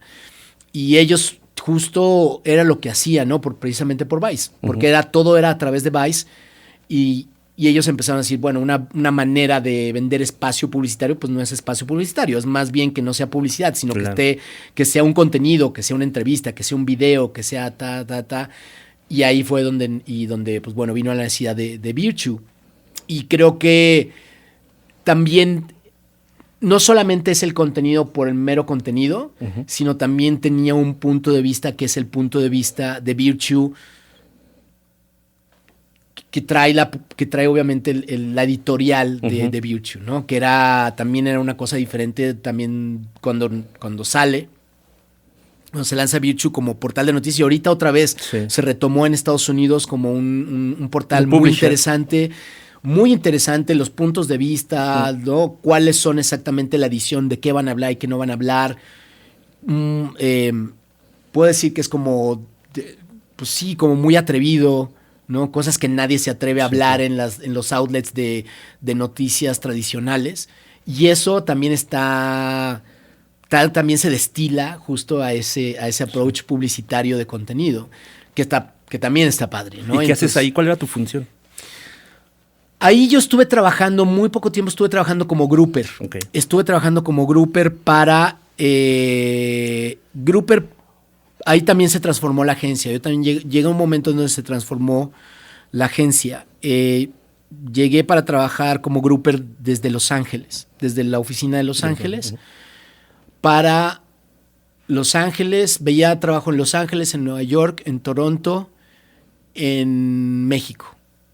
Y todos los proyectos, porque se trabajaba, no teníamos muchos, no éramos agency of record, bueno, sí éramos agency of record de algunas marcas, también se me olvidan ya, pero de los abrigos, que se llama Grey Goose. ¿Es Grey Goose? No es Grey Goose. Es una bebida. Es una bebida, no, es ya se me olvidó cómo se llaman los abrigos, pero es algo Goose. Ok. Y pero la mayoría eran proyectos, precisamente por la naturaleza y el approach, eran proyectos, era por proyecto. Entonces vimos cosas con HBO, hacíamos cosas con localmente en México con cervecerías. O sea, ya eran contenidos digitales, o sea, series, web, este tipo de cosas. Había publicidad y había más bien stunts y había maneras de contar las historias, eso también, ¿no? Diferentes. Muy periodístico también. Muy periodístico. Por ejemplo, es que también no solamente era como comercial, sino también eran bien interesantes los clientes que se acercaban. Okay. Era Planned Parenthood en Estados Unidos, que son los que se encargan obviamente de la planeación, se llama birth planning, que es justamente defienden, ¿no? Son pro, ¿no? Pro aborto, ¿no? Y pro choice más que pro aborto. No es pro aborto, la palabra indicada no es eso, es pro choice. Ellos son pro choice. Se acercaban con ellos. También, por ejemplo, se acercó una asociación también que se encargaba también de marihuana, que se llama WEED, y crearon un museo de la marihuana. O sea, cosas que tenían que ver con Vice. Eran asociaciones que tenían que ver con ellos, con el tono, y que sabían que ahí iban a encontrar con ellos alguien que entendiera de qué iba, ¿no? Lo que a ellos les interesaba hacer. Yeah. Hoy estás en Didi, en la agencia in-house de Didi. Estoy ahorita en la agencia in-house de Didi. Aquí en México. Aquí en México. ¿Y cómo funciona? ¿Qué haces ahí? Aquí trabajo como, son diferentes los puestos, pero trabajo como una especie de director creativo de grupo regional. Es lead Creative Manager, así les dicen, Senior Lead Creative Manager, internamente dentro del departamento de marketing. Y lo que estoy haciendo es, pues, estamos construyendo junto con el equipo de mercadotecnia, porque es así, junto con el equipo de mercadotecnia y con... ¿Medios? ¿También manejan medios in-house? No, en los medios son externos, pero más con marketing justamente una estructura de agencia, ¿no? Que pueda funcionar para toda la región, ¿no? Y bueno, ese es el reto también, ¿no? Es otra vez establecer way of works, formas de operar, cómo operar obviamente dentro de una agencia dentro de una empresa, que es otra cosa totalmente diferente a cuando tú estás fuera, ¿no? Y no ves qué es lo que pasa adentro. Entonces aquí, por ejemplo, tienes visibilidad de todo el negocio. Sí, la estrategia la tienes mucho más clara. Y tienes visibilidad también de cuáles son las necesidades, que a veces no vemos esas cosas, porque como creativo de repente sí estás, y vuelvo con la palabra silo, estás como muy aislado, porque obviamente hay un filtro que es el filtro del... Primero, no estás en el mismo lugar, ¿no? Y luego, además de eso, está... Y no quiere decir que esté mal, es otra forma de trabajo. No estoy tampoco diciendo que esté mal cómo funcionan las agencias de publicidad también. Simplemente es que hay pros y contras. Y dentro de los pros es que precisamente te ves directamente, puedes ver cómo es que trabajan la gente de mercadotecnia, ves los resultados, ves de primera mano, ves las reacciones de ellos también, qué es lo que piensan durante las juntas, y eso te ayuda a sincronizar mucho lo que tú también tienes, cuál es tu respuesta a eso a nivel publicitario y de comunicación, cuál sería tu estrategia, entiendes mejor eso. Porque de otra forma obviamente pasa, y no te estoy diciendo que den mala información, pero pues hay un filtro. No es una cosa cuando yo estoy viendo algo, yo estoy teniendo una experiencia contigo al mismo tiempo en donde me emociono, grito y digo, está increíble. Y tú lo viste, sí, está increíble. Oye, le puedes decir a él que está increíble. Si llegas fuera del momento y lo que pasó, pues tratar de expresarle eso al creativo y decirle, no, me dijo que estaba increíble, ¿no? Es como, pues no fue así, gritó, le emocionó, no seas así, dile exactamente cómo era, ¿no? Eso pasa, ¿no? Entonces estás mucho más cerca de eso, vives obviamente de primera mano todas las necesidades, ves todos los problemas, aprendes cosas que no aprendes en la escuela si estudiaste comunicación, porque estás viendo también, digo, no te estoy diciendo que te vas a ser un mercadólogo, pero sí más o menos empiezas a entender cuáles son las necesidades. Sí, no es una necesidad solo creativa, ya es una necesidad de negocio. De negocio, ¿no? Exacto. Ya Total. Es una necesidad de negocio que puedes tú precisamente detectar mucho más fácilmente y saber cómo es que la comunicación puede ayudar a resolver esa necesidad de negocio y necesidad también de comunicación, porque al final también obviamente tiene una necesidad de comunicación. Y sacan campañas, o sea, hacemos campañas de Didi para México, medios. Para todos los medios, sí. Obviamente no tenemos, o sea, tenemos una parte de la infraestructura interna, pero también vemos también cosas con agencias externas. También, obviamente, no solamente es para México, son para toda la región, para toda la TAM, para todos los países que hablan español, excepto Brasil. Entonces, la misma, o sea, son campañas que son para Argentina, para Argentina, para Chile, para Ecuador, para Perú, para Colombia, para Costa Rica. Y creo que la oportunidad que te da también es de construir marca también, de cómo darle continuidad a la marca, cómo es que la marca funciona cómo es que funciona en medios tradicionales, cómo funciona en social, cómo funciona, y lo ves, no solamente a nivel no a nivel de comunicación o de publicidad, sino como a nivel visual en todos los outlets de comunicación posibles, ¿no? Visual, también de tono. Y eso también es una experiencia increíble porque te das cuenta, te vas dando cuenta cómo empieza a hablar la marca, cómo de repente también, que es súper importante para nosotros la parte de data, cómo también responde la gente, ¿no?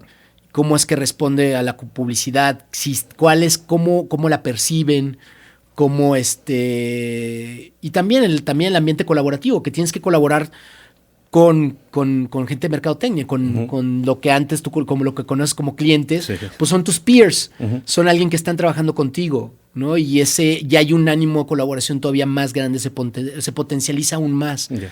¿no? No hay este velo extraño que sucede no en todas las relaciones, también no estoy generalizando, no todas las relaciones son perfectas ni dentro ni fuera, ni en una agencia in-house ni en una agencia tradicional, pero sí hay, pues, fluye más, ¿no? La comunicación, hay más cercanía, Sí. hay más familiaridad, porque los ves todos los días, platicas con ellos todos los días, ¿no? Cosa que no, a veces no sucede En de las otra marcas forma. tradicionales, claro. Trabajar de una forma tradicional. Tradicional, sí, exacto. Oye, veo que en tu carrera obviamente te has ido por dos lados, que es una parte, obviamente la innovación, ¿no?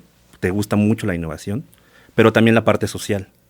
Y eres parte de un colectivo, ¿no? Sí, Colectivo Constelación, Ajá. que es un colectivo que no fue creado por mí, fue creado por Marcela Ángeles y un equipo también de mujeres, también en la publicidad, que obviamente vieron la necesidad inmediata de comunicar, bueno, obviamente son feministas, y yo también concuerdo obviamente con la acción y con la acción feminista, ¿no? Creo al 100% en este cambio que ellas están empujando. Yo no puedo decir que soy feminista, pues no, porque soy hombre, pero sí soy una persona que Consciente de la apoya, causa, consciente claro. de la causa y apoyo completamente, no solamente de apoyo moral, sino también me gusta apoyar a manera de acción. Me gusta mucho participar con Marcela porque Marcela es mi novia y es algo que es un proyecto que no solamente a ellos, sino a muchas les interesa llevar a cabo y he estado apoyándolas de esa manera, ¿no? Vi que hicieron un proyecto para involucrar a las niñas a través de Minecraft, ¿no? Sí. ¿Cómo fue ese proyecto? Ese proyecto yo no estuve involucrado en Ok. ese, te voy a ser muy serio. Estuve más involucrado en el de proyecciones que hubo al principio, que fue para visibilizar justamente la violencia en casa, ¿no? Ok. Y era en la época cuando estábamos encerrados, que estaba el COVID, y fue que empezaron a aumentar los casos de violencia en casa. Y fue una manera también de visibilizarlo, porque nadie estaba dando verdaderamente de lo que estaba pasando, cuenta de lo que estaba pasando. Eso lo hicimos en México. En eso sí yo tuve fui mucho más activo. En el de se me olvidó cómo ¿El se de llama el Minecraft? juego, el de Minecraft. En el de Minecraft, ahí estuvieron más involucrado Marcela, estuvo también Samantha, estuvo involucrado también Jimena, estuvo involucrado mujeres que son publicistas y que también, además de ser publicistas, obviamente son grandes creativas y que también son gamers. Ok. Algo que, por ejemplo, yo no soy. Ni yo. Por eso, yo me quedé en el por Atari. eso cuando me involucraste con eso, no, es muy difícil que me hayas podido involucrar pero sí sé de qué van porque tengo hijos, ¿no? Tengo mis dos hijos, mi hijo de 15 años gamer, mi hija también es gamer, no tan ávida como mi hijo. Pero, por ejemplo, eso fue algo súper interesante que también entiendo. Tuvo mucha cobertura, también mucho más cobertura que lo de las proyecciones. Las proyecciones también tuvieron cobertura. Se llevó también en México, se hizo también en Chihuahua, se hizo en Morelia. ¿Pero cómo fue que era? Eran proyecciones que hablaban que justamente lo que hacían es que lo que hicimos fue pedirle a las chicas que dieran verbatims de situaciones de auxilio porque escribían al colectivo. Ok. Escribían a varios colectivos. Daban verbatims de estoy siendo golpeada, me está pasando esta otra cosa. Entonces, esos verbatims los usamos en proyecciones en las casas durante la noche para que la gente pudiera visibilizar qué estaban pasando detrás de esos muros. No era como una especie como de visibilizar qué pasa detrás de los muros. Y sobre todo también el principal target eran las mujeres que están sufriendo esto y que supieran que existía ayuda, que existe ayuda y que existen lugares a donde ellas podían hablar sobre todo. ¿Qué es lo que pasa?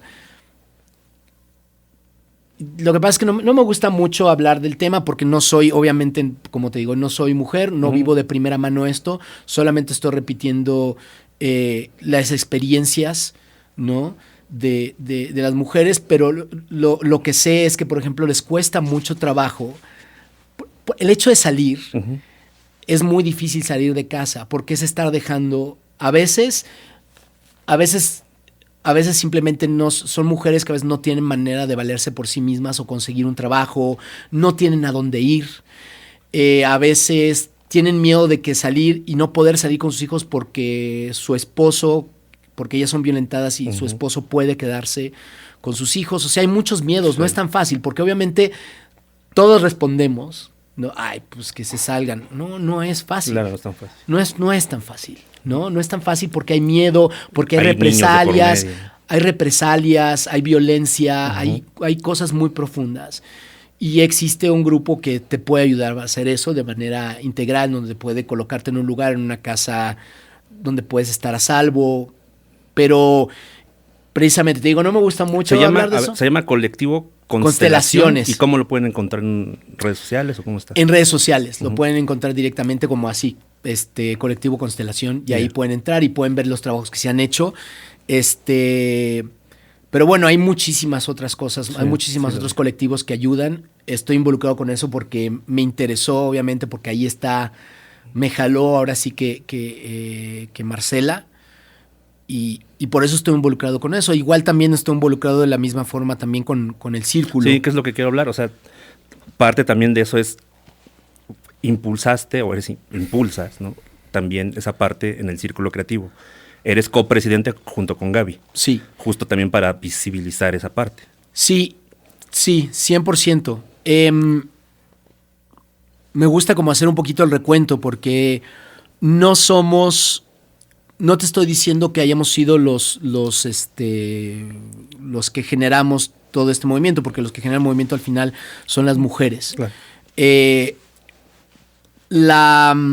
El grupo anterior, la mesa directiva, que estaba liderada por Verónica, ella fue la que comenzó con este movimiento, con publicitarias también, y hay otros también, te digo, otro grupo, también están todas las directoras creativas que ahorita ya están trabajando en agencias y que también justamente apoyan también el ¿cómo se llama?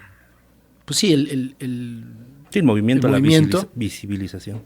El movimiento. Pero sí, o sea, obviamente desde ahí, desde donde otra vez yo te digo, desde donde yo lo puedo hacer, yo apoyo esto, ¿no? Claro.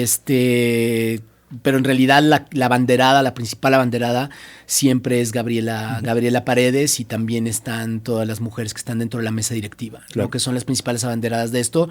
Y te digo, yo estoy ahí apoyando la causa, pero 100% ellas son, o sea, 100% son ellas, sí. Y también Marcela, y ellas son 100% mucho mejores portavoces que yo. Yo te puedo dar mi punto de vista desde donde yo estoy parado como alguien que está ayudando, involucrado nada más, pero en realidad sí, obviamente hay oportunidades en las agencias justamente para hacer, pues para darle claridad, y también no solamente darle claridad, sino pues sí, ser como partícipes y apoyar, ¿no? Oye, porque hay un tema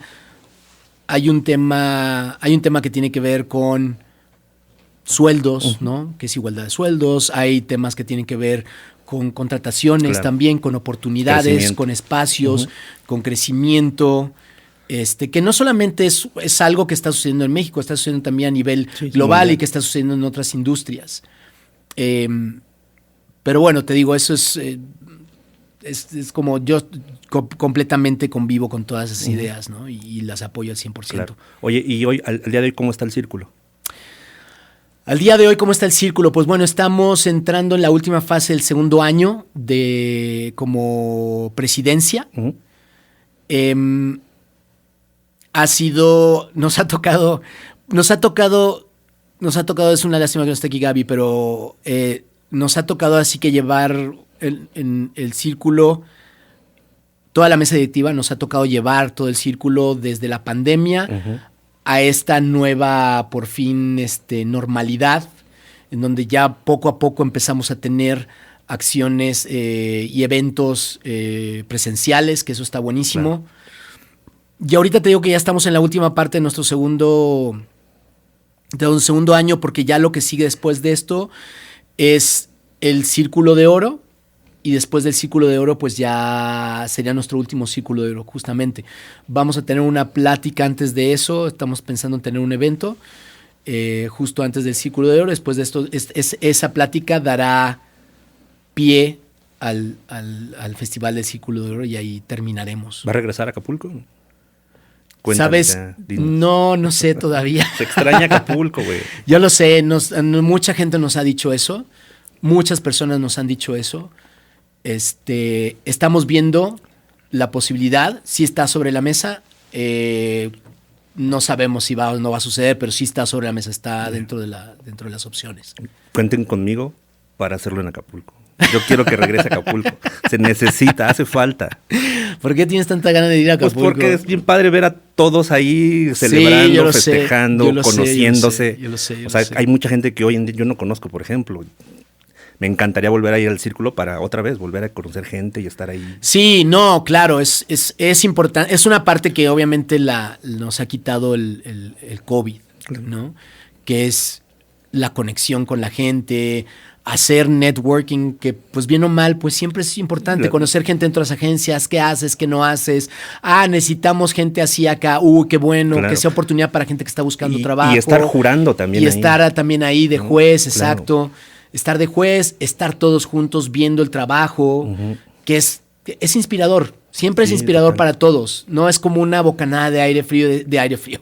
Una bocanada de aire fresco, ¿no? Porque te inspira a hacer mejor tu trabajo, te inspira a ver todo lo que hacen las demás agencias y que a ti te gustaría hacer, ¿no? Y que dices, esta idea buenísima, que es lo mismo que pasaba, que es, Claro. es el efecto de las paredes de Neil French y las paredes que te digo yo, Claro. ¿no? De ver el trabajo y inspirante y decir, regresar con con ganas de hacer cosas buenas. Y también de ¿no? inspirar a las nuevas generaciones, ¿no? O sea, ven el trabajo ahí, ven a los creativos, subirte, suena sangrón si quieres, pero subirte por tu premio. No, también claro, está padre. no, está padre que te reconozcan, Claro. que reconozcan el trabajo, lo que hay detrás de ese trabajo, lo que te costó, ¿no? Y que también, obviamente, pues bueno, eso también impacta y también se amplifica, porque no solamente, digo, el círculo creativo, pues sí, lo conocemos el círculo creativo en México, pero creemos también que el círculo creativo también se conoce en otros países.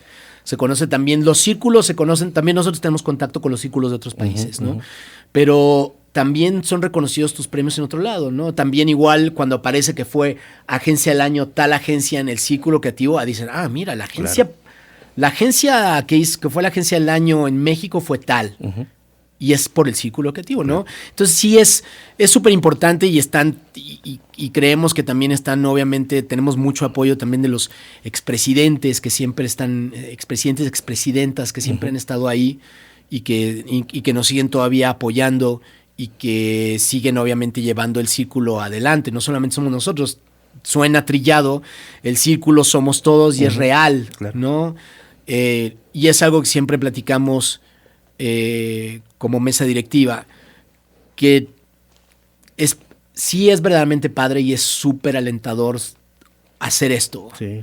¿no? Y está padre hacerlo en compañía de gente que también le interesa hacerlo. Y ¿por qué? Porque también es tiempo que le estás metiendo, no es tiempo, digo, tú tienes tu trabajo y es el tiempo libre que a lo mejor podrías estar haciendo otra cosa, se lo dedicas a eso, y sí se lo dedicas con un montón de cariño. Y la verdad es que dices, esto está padrísimo, la otra vez justamente decía, si me pagaban por esto, es en serio, si me pagaran por esto, para hacer esto, me dedicaría a hacer el círculo. Claro. Porque es increíble, es maravilloso estar escuchando a los presidentes, a los expresidentes, perdón, a los presidentes de agencia, a los directores de las agencias, a los creativos de las agencias, a los planners, a los productores, a los directores, a los fotógrafos, escucharlos. Y escucharlos todo el tiempo, a escuchar sus aprendizajes, cuáles son sus opiniones al respecto, qué consideran, o sea, es una fuente de sabiduría súper padre. Y también hacer algo por ellos, y también organizar algo, simplemente por el hecho de que la gente pueda hacer una carrera mejor, hacer mejor su carrera y también, además de eso, involucrarlos con gente que no conocían. Claro. Eso está buenísimo. Que al final también el círculo nos ha hecho mucho la carrera a todos, ¿no? Entonces también es regresarle un poco de mucho que ha hecho por nosotros. Claro, ¿no? claro, y te juro que si pagaran, yo estaría... Y es que te juro, está padrísimo, Claro. vale la pena, 100%. O sea, imagínate estás organizando eventos, estás trayendo gente, para que hablen, para que preparen, hay educación, hay organizar, te digo, el festival, ¿no? En donde toda la gente lleva su mejor trabajo, en donde la gente está súper involucrada, súper apasionada por lo que está pasando. Es lo mejor, es lo mejor, o sea, es una parte padrísima de ser creativo. Claro, pues ojalá regrese a Acapulco. Y si no, también está bien hacerlo acá y vale la pena de todos modos. De todos modos, pero háganlo. Con toda esta carrera que has tenido, ¿cómo mantenerse vigente como creativo publicitario? Yo creo que lo que sí no debes de dejar hacer es seguir pensando ideas. Y bueno, además de lo que siempre tienes que hacer como creativo, porque si lo dejas de hacer, pues bueno, es todo el bagaje que tienes cultural, ver, escuchar música, ver arte, ir a festivales, leer, eso lo tienes que tener siempre. Pero, por ejemplo, el hacer las ideas, muchas veces dejas de hacer ideas. Y es aventurarte también aventurarte a proyectos nuevos que a lo mejor ni siquiera consideras, bueno, que pueden ser un reto para ti, que crees que puede ser un reto para ti, ¿no? Por ejemplo, el de meterte a una agencia in-house, ¿no? De decir sí a una agencia in-house y tener esa experiencia, de tener una experiencia en una agencia independiente que recién está abriendo, de ir a un mercado que nunca habías estado. O sea, creo yo que sí tienes, para mantenerte al tanto de lo que está pasando y mantener tu carrera viva, sí tienes que involucrarte en nuevos proyectos, es Claro. darte nuevos retos, ¿no? Que también te van a hacer crecer como persona. Yo jamás estuve involucrado en una operación. Nunca voy a ser tan bueno como alguien que hace operación, pero me gusta involucrarme y me gusta saber cómo funciona y cómo es que debe de ser, ¿no? Entonces, eso, vemos cómo debe de ser una operación. Y eso me gusta, ¿entiendes? Entonces, para mí eso es importante y primordial, ¿no? Tratar de salir de la comodidad, y si estás en la comodidad, tratar de sacudírtela y tratar de incomodarte lo más posible y hacer algo nuevo siempre, ¿no? Es como, bueno, me pidieron esto, pero igual llevo esta otra cosa, ¿no? No dejar de pensar, eso sí, 100%. Ya. Oye, ¿y qué te hubiera gustado que te dijeran, algún consejo que te hubiera gustado que te dijeran antes de empezar a ser publicitario? Ah, muy bien. La otra vez justamente estaba pensando en eso. Y yo creo que una cosa que nos falta, o que me faltó a mí, pero en general yo siento que es algo que nos falta, que es pensar en negocio, pensar en operación y en negocio. No ser creativo nada solamente, sino también pensar estratégicamente en negocio. Sí, Pero pensar eso lo en podemos negocio. imitar, claro. ¿Por qué? Porque es como, ¿cómo pensar la operación? ¿Por qué? ¿Cuánto me va a costar esto? ¿Por qué lo voy a hacer con este dinero? ¿Cuánto me va a sacar más? ¿Cuál es el ROI, ¿no? Que dicen, ¿cuál vas? Es una tontería y te dices, ay, esa sangronada, no, pues Yo solo no. pienso en creatividad, Eso no me interesa eso no es eso. creatividad, no me interesa eso. No quiero pensar en el ROI. No quiero pensar cuánto Qué va a costar aburrido. eso. Qué aburrido. Yo quiero pensar en... No, es que sí es importante. ¿Por qué? Porque justamente te ayuda a que la idea sea todavía más poderosa y que la idea obviamente tenga sentido. Y que también te ayuda a ti también a hacer otra cosa. O sea, es como, creo yo que es algo que también veo contigo, ¿no? Que de repente dijiste, que en tu caso fue Buy Publicidad y voy a hacer esto, ¿no? Que estás obviamente haciendo esta producción de podcast, ¿no? Que no es fácil para alguien que estuvo haciendo creatividad y ha estado haciendo creatividad todo el tiempo, de repente salir y generar tu propio negocio. Yo no sabría ni por dónde empezar, ¿me entiendes? Ahora, por eso me ha interesado más esta parte de operación, de cómo funciona, cuántas personas necesitas para hacer qué cuesta, qué no cuesta. Eso es súper importante desde el principio. Porque si no eres simplemente eso, no está mal que seas un creativo, un gran creativo, Pero sí está bueno también que tengas esos otros skills, que desarrolles otros skills que no nada más sean Que te meramente... complementan. Sí, que te complementan y que te van a servir no solamente en creatividad, y te pueden servir fuera de la creatividad, Claro. ¿no? Oye, ¿y qué consejo le darías a alguien que quiere probar en otro país? Que lo haga, que vaya. Ahorita es más fácil. Ahorita es mucho más fácil que antes. Yo lo que creo es que siempre está bueno aprender nuevos lenguajes y nuevas formas de trabajar. Entonces, eso te abre a nuevas formas de trabajo, ¿no? Por ejemplo, sí se trabaja muy diferente. Algunas cosas en México que solamente he trabajado en el mercado, he trabajado aquí, el mercado estadounidense, el mercado a profundidad, el mercado hispano en Estados Unidos, mercado general en Estados Unidos que sí le llaman, mercado mexicano, y estuve trabajando un año en Colombia también. Pero son muy parecidos, en Latinoamérica son bastante parecidos, pero sí hay diferencia, hay una diferencia un poquito más radical entre lo que se hace en Estados Unidos que acá. Yo creo que siempre es importante aprender cosas nuevas, y esa es una forma de aprender cosas nuevas. ¿Cómo hacerlo?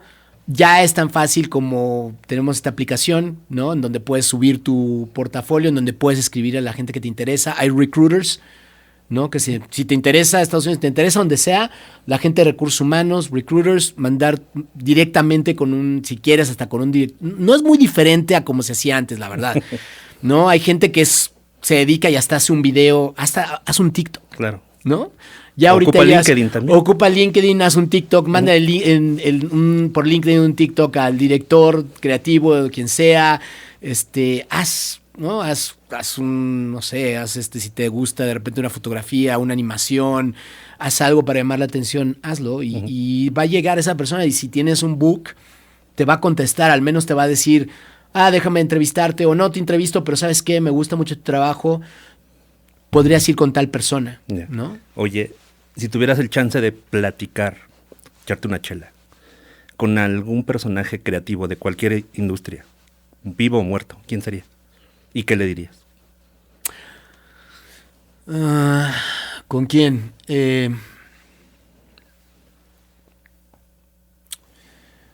Creo que sería...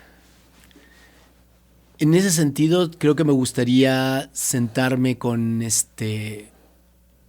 importa que no sea tan publicitario. Bueno, es que es publicitario, porque puede ser Steve Jobs. Música, lo que sea. Lo que sea. Música, Perfecto, lo que sea. Todavía mejor, aún mejor. Creo que me gustaría sentarme de cualquier época. Sí me gustaría sentarme a platicar con Alfred Hitchcock, no sé por qué. Okay.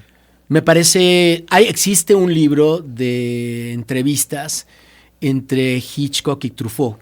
Truffaut le hace una entrevista muy detallada acerca de, porque obviamente lo admiraba, porque obviamente es un gran director, me gustan mucho las películas de Hitchcock, ¿no? Me gusta mucho La Soga, creo que es Psicosis, obviamente. Creo que cada película es diferente, y ese libro que le hace la entrevista a Truffaut, que es un alumno y es un estudiante de Hitchcock, habla a detalle de cada película y es alucinante, porque le pregunta exactamente todo acerca de cada una de las películas que hacía. Y yo lo que me gustaría más platicar con él es acerca no tanto de la parte técnica, sino más bien de su proceso de trabajo. Ok. Creativo y de producción, ¿no? Creativo y de producción, okay. Pero sobre todo creativo, su proceso de trabajo. Puede sonar una... O sea, creo que la otra vez estábamos dando una plática, Gabriela y yo, en la UNAM, acerca de portafolios, de cómo hacer tu portafolio. Que a propósito yo tengo que darle una manita de gato al mío. Y creo una de las partes que recomendábamos es justamente cuando presentas tu trabajo, dar una descripción, no solamente de la clásica, del contexto, de la idea, del problema, de cómo resolviste, de cómo lo... sino de cuál fue el proceso de todo, de tu idea, ¿no? De cómo lo pensaste, por qué lo ¿Cómo llegaste pensaste, ahí? cómo llegaste ahí, que es interesante también, ¿no? Ah, pues ¿sabes qué? Es que cómo descubrí que esta tenía que ser la idea, ¿no? Que normalmente ningún creativo como compartimos, ¿no? De cómo fue que llegamos a esta idea, por qué la pensé, y muchas veces se te olvida, Sí. que es lo peor de todo, ¿no? O que de repente es que me inspiré porque estaba viendo esto. También, no, el ladrón nunca va a decir de nunca roba, dónde robas, porque al final, pues bueno, las ideas son una combinación nueva de otras cosas que existen allá afuera. Y ahí también hay otro libro ahí que dice, ¿no? Cómo... Ay, ya se me olvidó que es una cosa así también de cómo robar, ¿no? Sin que Cómo nadie robar se- ideas, sí. Cómo robar ideas, Sí, sí, ¿no? Y nunca damos a conocer cuáles son nuestros procesos, ¿no? De pensamiento, de pensar, de cómo de repente sentarme y nada más decir frases, como lo que hacen los escritores también de comedia, que es como lo que hacen son one-liners, escribir nada más one-liners, chistes de una sola frase, ¿no? Y cómo este one-liner de repente escogerlos y de repente eso puede convertirse en un stand-up o de repente, o sea, esos procesos nunca nadie te dice cómo son, que es lo que acabamos ahorita de hablar, de cómo piensas las ideas. Ah, bueno, pues ahí estos tipos de Crispin lo que hacían es que hacían para que fueran culturalmente relevantes, pues no generaron, ya existía el formato de los press releases y y eso lo que te permite era saber si tu idea. Entonces, ¿cómo piensas tú? ¿Cuál es tu proceso? ¿En qué te fijas? ¿Qué escribes? ¿Escribes en la mañana, en la tarde? ¿Qué es lo que lees? ¿Lees las noticias? Te compras el gráfico del Universal, te compras, no sé, ves el libro vaquero, de repente te metes. He descubierto, por ejemplo, consumo música nueva, sí, pero todo lo consumo de música, ¿sabes? Es extraño. Ya no lo consumo tanto vía Spotify, consumo vía YouTube. Ok. Que es. Y he encontrado unos canales interesantísimos. Me gustan mucho. Tengo tres formatos que consumo, por ejemplo, en ese sentido. Que por eso te digo que es interesante esta parte de los procesos.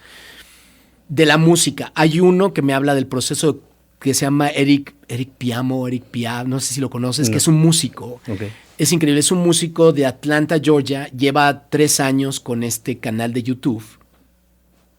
Y lo que hace es What Makes a Song Great se llama, que es lo que hace esta canción increíble. Y hace una disección de cada canción, porque es músico. Y además de eso ya ha tenido entrevistas, últimamente se ha vuelto famoso, entonces hace poco tuve una entrevista con Jimmy Page, tuve una entrevista con Sting, ha tenido entrevistas ya de sentarse y platicarles. Yo no soy músico, ¿no? Entiendo muy poco de acordes, de nada de eso, no entiendo nada, pero sí me gusta mucho la música y sí me gusta saber cómo hacen la música.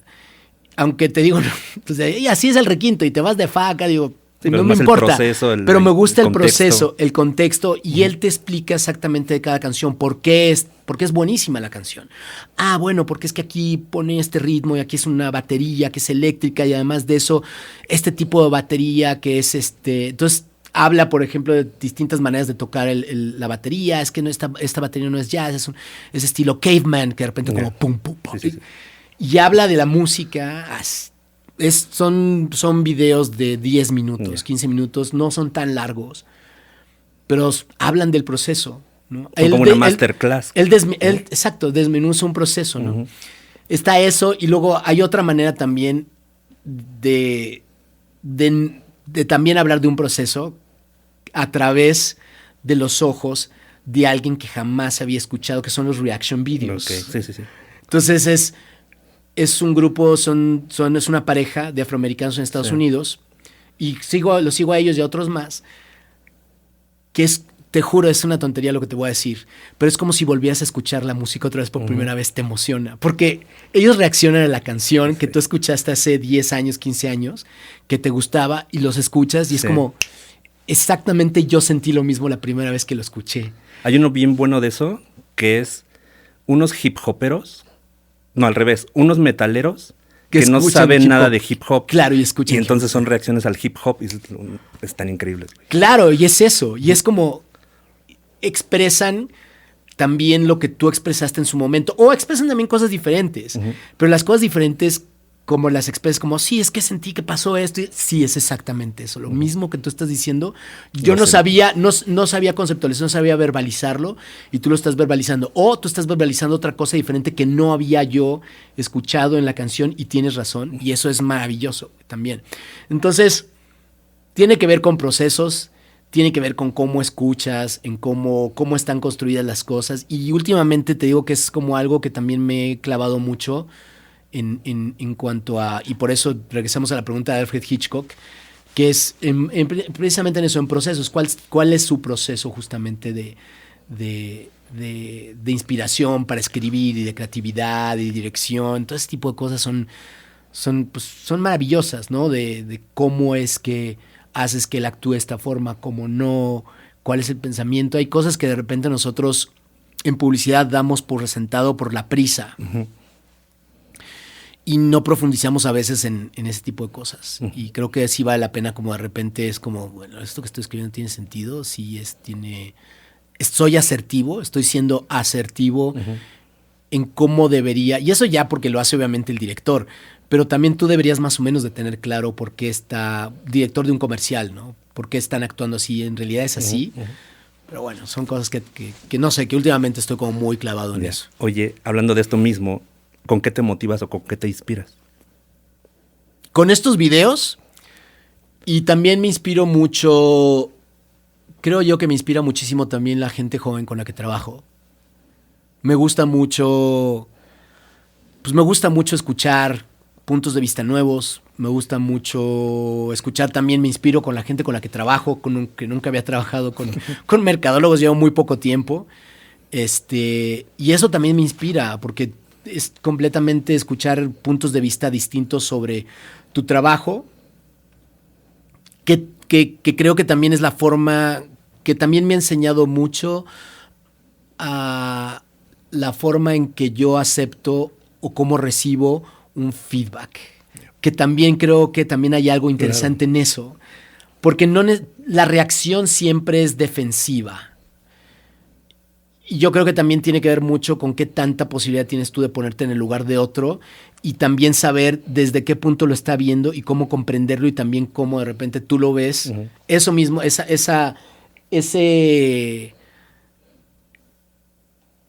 comentario que tuvo desde donde lo dijo, cómo traerlo acá y cómo hacerlo funcionar en tu mundo. Uh-huh. Creo que es un trabajo también súper interesante, que muchas veces no...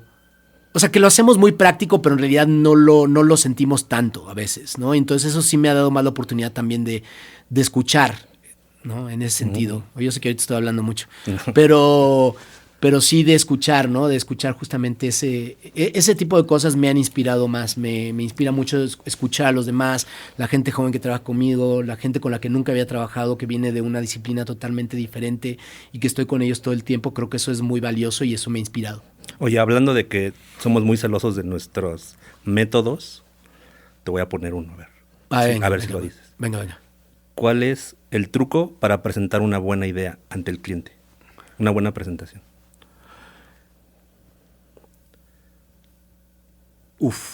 Hay mucho detrás. O sea, creo yo que hay muchos elementos que se combinan, que tienes que combinar para eso. Creo yo que primero tuviste que haber escuchado perfectamente el brief, y primero, antes que nada, tu idea tiene que estar respondiendo perfectamente al brief y estar solucionando el problema de comunicación, el problema de negocio. Desde ahí. En estrategia. En estrategia. Tiene que estar en estrategia 100%, ¿no? Y creo yo que eso, bueno, ya tuviste que haber presentado eso y lo tuvieron que haber aprobado y tuviste que estar segurísimo de eso, ¿no? Ahora, ¿qué es lo que sucede cuando... Y esto pasa, y también hay muchos factores, y en todos esos factores, además de eso, aunque ya... Eso es lo mínimo, no lo mínimo, es lo que tienes que hacer como creativo, ¿vale? Es lo mínimo, indispensable. ¿Cuál es el extra? El extra como factor es... Hay clientes... Todos los clientes son diferentes, pero hay clientes que a veces tienen que pasar 2 años o 3 años para poderte comprarte una idea. Una idea que tú consideres como creativo ser una gran idea, ¿vale? Y para eso tienes que hacer un trabajo todos los días. Y dentro de ese es un factor. El otro factor que tienes que hacer extra es que tu idea, si el cliente, si tiene que responder a un problema, tiene que estar bacopeado no solamente estratégicamente, sino que mejor con datos. Claro. ¿No? Ya con eso, ok, Validas tu ok, estrategia, validas tu estrategia, ya está validada la estrategia, ya está validada tu creatividad. Es algo nuevo que jamás se había hecho tu cliente. No es un tono que haya conocido y considera que a lo mejor no es un tono para su marca. Enséñale con otra referencia cuál es el tono con el que quieres llegar para que le quede más claro. Extra, llega con la idea lo más digerida posible. O sea, ¿qué es digerida posible? Es no llegues nada más con un script. Claro. Llévalo casi de cómo se va a ver, cómo va a funcionar, en qué lugar va a estar, si es en digital, cómo se va a ver. O sea, te estoy hablando de bocetos casi terminados, ¿no? Y si es una televisión, sí es el script, pero traerte referencias visuales de paso por paso, detalle, cómo se va a ver. Casi una visualización. O sea, ese es el extra. Sí me estoy manchando, yo lo sé. Porque ese no es el tiempo que tienes en una agencia de publicidad normalmente. Pero es el tiempo que deberíamos de tener para trabajar y ser profesionales. Para hacer nuestro trabajo profesionalmente. La otra cosa que también deberías de considerar es si es una idea de tecnología, traer al tecnólogo o traer un ejemplo de que sí se puede hacer. O sea, lo que te estoy diciendo es casi presentar la idea casi terminada. Claro. Pero no es terminada, pero es el trabajo que tienes que hacer. ¿No? Y creo yo que si hay todavía una duda de parte del cliente en que, es que esto va a causar... Es muy arriesgado. Es muy arriesgado. La gente va... ¿Cuál es el riesgo? No, pues creo que la gente... va a haber detractores, la gente va a hablar mal de esto. Ok, güey, tengo una estrategia de crisis en caso de que suceda, que no creo. Y la otra es, no hay idea que resalte o una idea que la gente hable de ella que no vaya a hablar mal. Y hay casos, y les enseño si quieres todos los casos que hay de grandes campañas, en donde siempre hay alguien, digo, tú entras a Twitter es el mundo del hate, sí, ¿no? Es el universo del hate. La madre nodriza. La madre nodriza del hate, güey, ¿no? Y ahí no importa, si pones a lo más lindo del mundo, te van a decir, esto es demasiado inocencia para mí, eres un inútil, ¿no? O sea, no sé, obviamente no importa lo que hagas. Y la gente va a ser así, siempre va a hablar de algo. Lo interesante es que hablen de eso. Entonces, sí considero que es eso, considero obviamente que hay una parte, o sea, si ya llevas ese trabajo hecho, ya lo demás va a ser muy fácil, porque estás tú, no muy fácil, pero bueno, lo demás ya es blindas la idea, presentas, tienes a un estratega, tienes a una persona de cuentas que te va a ayudar también en la parte de negocio, entonces no tendría por qué estar mal, ¿no? Tu presentación, eso ya es cuestión de presentación, pero yo sí, o sea, también me he dedicado mucho y es una cosa también que creo que es importante, que es la parte de profesionalización que hacemos. Que se vea que somos profesionales, que no digan, bueno, hay otra agencia ahí que por 50 pesos me va a poder hacer el mismo logo. No, güey.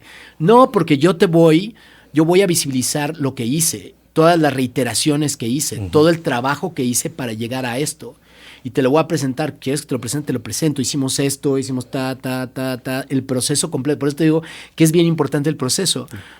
Porque si no es como, me trajiste, llegas y presentas, ¿no? Y es como, ¿dónde está el racional de esto? Escríbete el racional, ¿por qué el color? ¿Por qué así? Y luego, ¿cómo ese logo se aplica no solamente en brand, no solamente en out of home, cómo se aplica también en aplicación, cómo funciona en digital, cómo funciona en social, cómo funciona en papelería? Tráelo bien, que vea que, wow, cabrón, pensó en todo. Pero en blanco, aquí está en blanco y negro, y en vertical, horizontal, ¿no? Es como, wow, cabrón, claro. ¿No? El tema al final de todo esto siempre es tiempo y recursos, que es con lo que siempre todos, pues bueno, batallamos, ¿no? En este mundo en donde se quiere todo rápido, donde hay miles de millones de entregables. pero sí es algo que no deberíamos de perder y que es tanto como la estrategia, ¿no? Tengo mi estrategia, pero yo como creativo, ¿qué traigo? Escribí, este es el tono, ¿por qué este es mi tono? ¿Por qué este es el tagline? ¿Por qué este tagline funciona? O sea, hay que llevar eso. No puedes llevar una hoja con los taglines nada más y ya está. Claro. Nadie pasa así. No, nadie pasa así. Oye, pasa así. ¿Y a nivel espiritual, crees en alguien? ¿En algo? Creo en una qué bueno que me dices. Creo en una energía, no creo en energía, sí creo en un Dios. Están las religiones ahí, no tengo nada contra ninguna religión. Soy católico, no practico, pero respeto absolutamente todas las religiones, respeto todas las creencias, pero sí creo que existe una energía externa, ¿no? Creo que hay un momento, en algún momento creo que platicamos que hay un momento en donde la ciencia deja de explicarlo todo y ahí en ese lugar, ahí es donde empieza Dios. Entonces, o esta energía divina, ¿no? Y sí creo que existe una energía divina, 100%. ¿Y cuál es tu filosofía de vida? Mi filosofía de vida es, yo creo que pensar primero, para mí la energía es un regalo. Tu energía es un regalo. Entonces, ¿qué haces con ese regalo? ¿Qué haces con esa energía, con ese tiempo que tienes tú aquí? Para mí ese es como lo que siempre pienso, es como hoy me levanto, tengo energía, ¿qué hago con esta energía? Me acaban de dar esta energía, ¿qué puedo hacer? ¿Qué tengo que hacer con esto? ¿No? Es un regalo, entonces hay que hacer algo con esa energía. Oye, ya para casi terminando, ¿qué es eso que nadie te entiende que quisieras que te entendieran?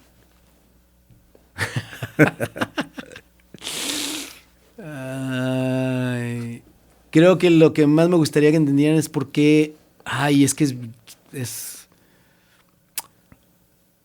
¿Por qué es tan importante para mí ver deportes? No me importa toda la vida, pero el deporte me gusta mucho ver deportes. Y creo que muy poca gente como que llega y me dice, güey, pero ¿por qué? O sea, ¿por qué tienes que ver a fuerzas todo el fútbol americano? ¿Por qué está escrito el fútbol americano? ¿Por qué está escrito la NBA? ¿Por qué está escrito el béisbol? ¿Por qué te gusta ver tanto? No sé, hay una sensación de que existe otra cosa en donde me gusta mucho el juego, siempre me ha gustado jugar. Okay. Nunca fui un deportista profesional, nunca lo fui. Siempre quise, no traté de hacerlo en realidad al 100%, pero siempre soñé en hacerlo. Me gustaba correr, o sea, hice atletismo, hice fútbol, hice básquetbol, hice algo de fútbol americano. Pero llegó la preparatoria y la preparatoria la pasé increíble y llegaron las fiestas y se me olvidó todo eso. Pero siempre me ha gustado y también tiene que ver con la estrategia. Claro. Tiene que ver, yo no veo solamente el deporte, me gusta muchísimo las estrategias dentro de los deportes, me gusta saber por qué tengo algo ahí, te digo, con la estrategia. Tengo algo que ver con la estrategia y cómo operan las cosas. Me encanta la película Moneyball, me encantan las películas de deporte, los Hoosiers, me encanta me gusta el entrenamiento, me gusta todo lo que tiene que ver con este espíritu de siempre tratar de salir adelante sin importar que todo esté en contra de ti, ¿no? El documental de Michael Jordan ya se me olvidó cómo se llama, que estaba en Netflix. O sea, todo es el Last Dance, todos los que hay de ESPN 30 for 30.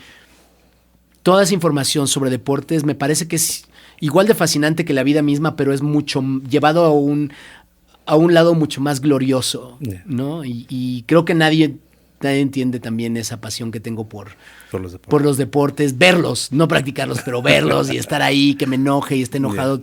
Le voy a un equipo malísimo de fútbol americano, son los Osos de Chicago, que tienen una gran historia, los Osos de Chicago del 85. Y es tan malo que no sabes cómo sufrimos mucho. Yo sufro mucho. Es como, no me hables, te digo que no me hables durante una semana después de que perdió mi equipo. Una semana hasta el siguiente equipo, sí. Sí, estoy mal, sí, okay. Me pone mal, sobre todo los Osos. Pero bueno, quién sabe. Ya mis hijos me han dicho, papá, relájate. En serio, sí, ya relájate. Cambia, ¿por qué no cambias de equipo, papá? Ya cambia. Wow. Pero bueno. Oye, ¿te acuerdas cuál fue el primer anuncio o lo primero que creaste que se publicó? Sí, Sí. ¿Y qué sentiste? Cuéntame qué fue y qué sentiste. Fue una versión. Creo que fue una versión para Carnation en una cápsula de bien poquito, de unos 15 segundos de Carnation para una receta. ¿Y qué sentí? Ya, fíjate, ahorita me hiciste acordar eso y no me acordaba que había sido eso. Y tiene mucho sentido ahorita con lo que estoy clavado con la comida, duro. Y ¿qué sentí? Sentí increíble, me sentí súper satisfecho. Me sentí emocionado. Era otra época. Era muy difícil hacer en aquel entonces Claro. No era un video, era con películas, se hizo como se filmaba antes, ¿no? Uh-huh. Entonces fui, me llevaron a verlo y pues, fue increíble. Yeah. O sea, súper orgulloso. Yo había trabajado antes en radio y en tele. Tenía programa de radio, no aquí en México, yo soy de Durango. Uh-huh. Y tenía un programa de videos cuando tenía 16 años, trabajaba en una tienda de discos y el dueño de la tienda de discos en la televisora local compró una hora durante las mañanas de televisión. Se le hizo fácil y es como, compra una hora, ¿por qué no hacemos un programa de video? Digo, claro, ¿cómo que hacemos? Si yo nada más vengo aquí a trabajar, no, vamos a hacerla. Y me dediqué a hacer el programa, a producirlo junto con él y a ser el conductor. Y entonces, pues bueno, ya tenía ese tipo de cosas, pero jamás había hecho un comercial en televisión nacional. Le dije a mi mamá, cuando salga, lo ves. Claro, claro. Pero sí, estuvo increíble. Qué chingón. Oye, ¿y qué le dirías a esa ladillita de 15 años? ¿Qué le diría? ¿Al de 15 años o al de la producción? No, al de 15 años. ¿Al de 15 años? Ese muchacho que estaba en te Durango. la vas a pasar increíble. Te la vas a pasar muy bien. Vas a seguir pasando muy bien. Yo creo que es una de las cosas también que he tenido mucha suerte. He tenido mucha suerte de trabajar en lugares en donde la gente le apasiona lo que a mí también me apasiona.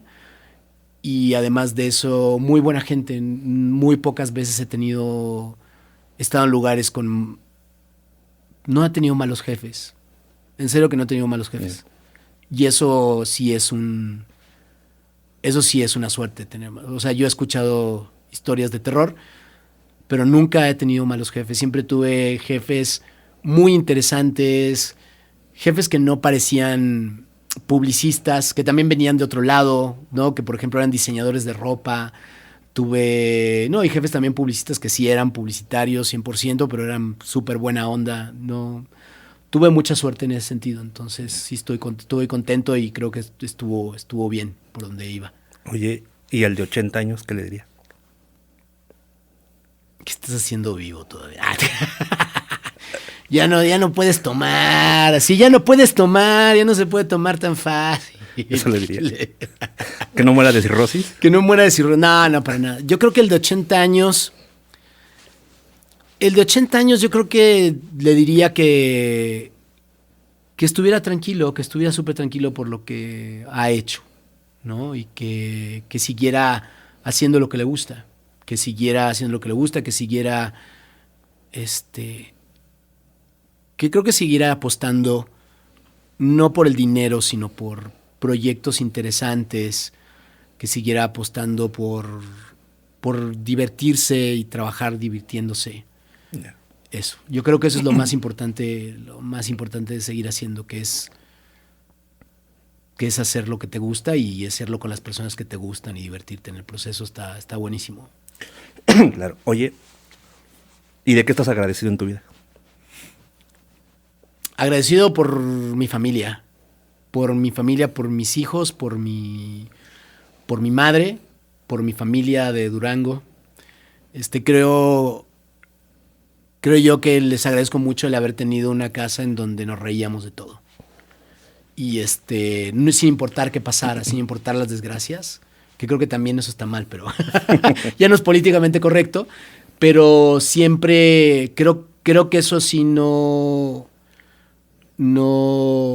eso me gustó mucho justamente me gusta mucho de mi familia, y es lo por lo que estoy agradecido, es por eso, porque me permitió tener herramientas justamente para el trabajo, ¿no? De seguir adelante, de pasa esto, no importa, hay que ser optimistas, hay que, tampoco no ciegamente, no de forma ciega, claro. No ciegamente, pero sí tratar de ser optimistas y de saber que esto, pues obviamente es publicidad, no está salvando la vida de nadie, pero que puedes obviamente seguir resiliente, ¿no? Este tipo de resiliencia en donde tienes esta capacidad mental de poder seguir sin importar qué y tratar de seguir bien, ¿no? Y es como, a ver, está pasando esto, no importa, vamos a tratar de seguir, tratar de ser optimista en todo lo que haces, ver las cosas buenas. Ya, oye, ¿y qué significa para ti el ir por todo?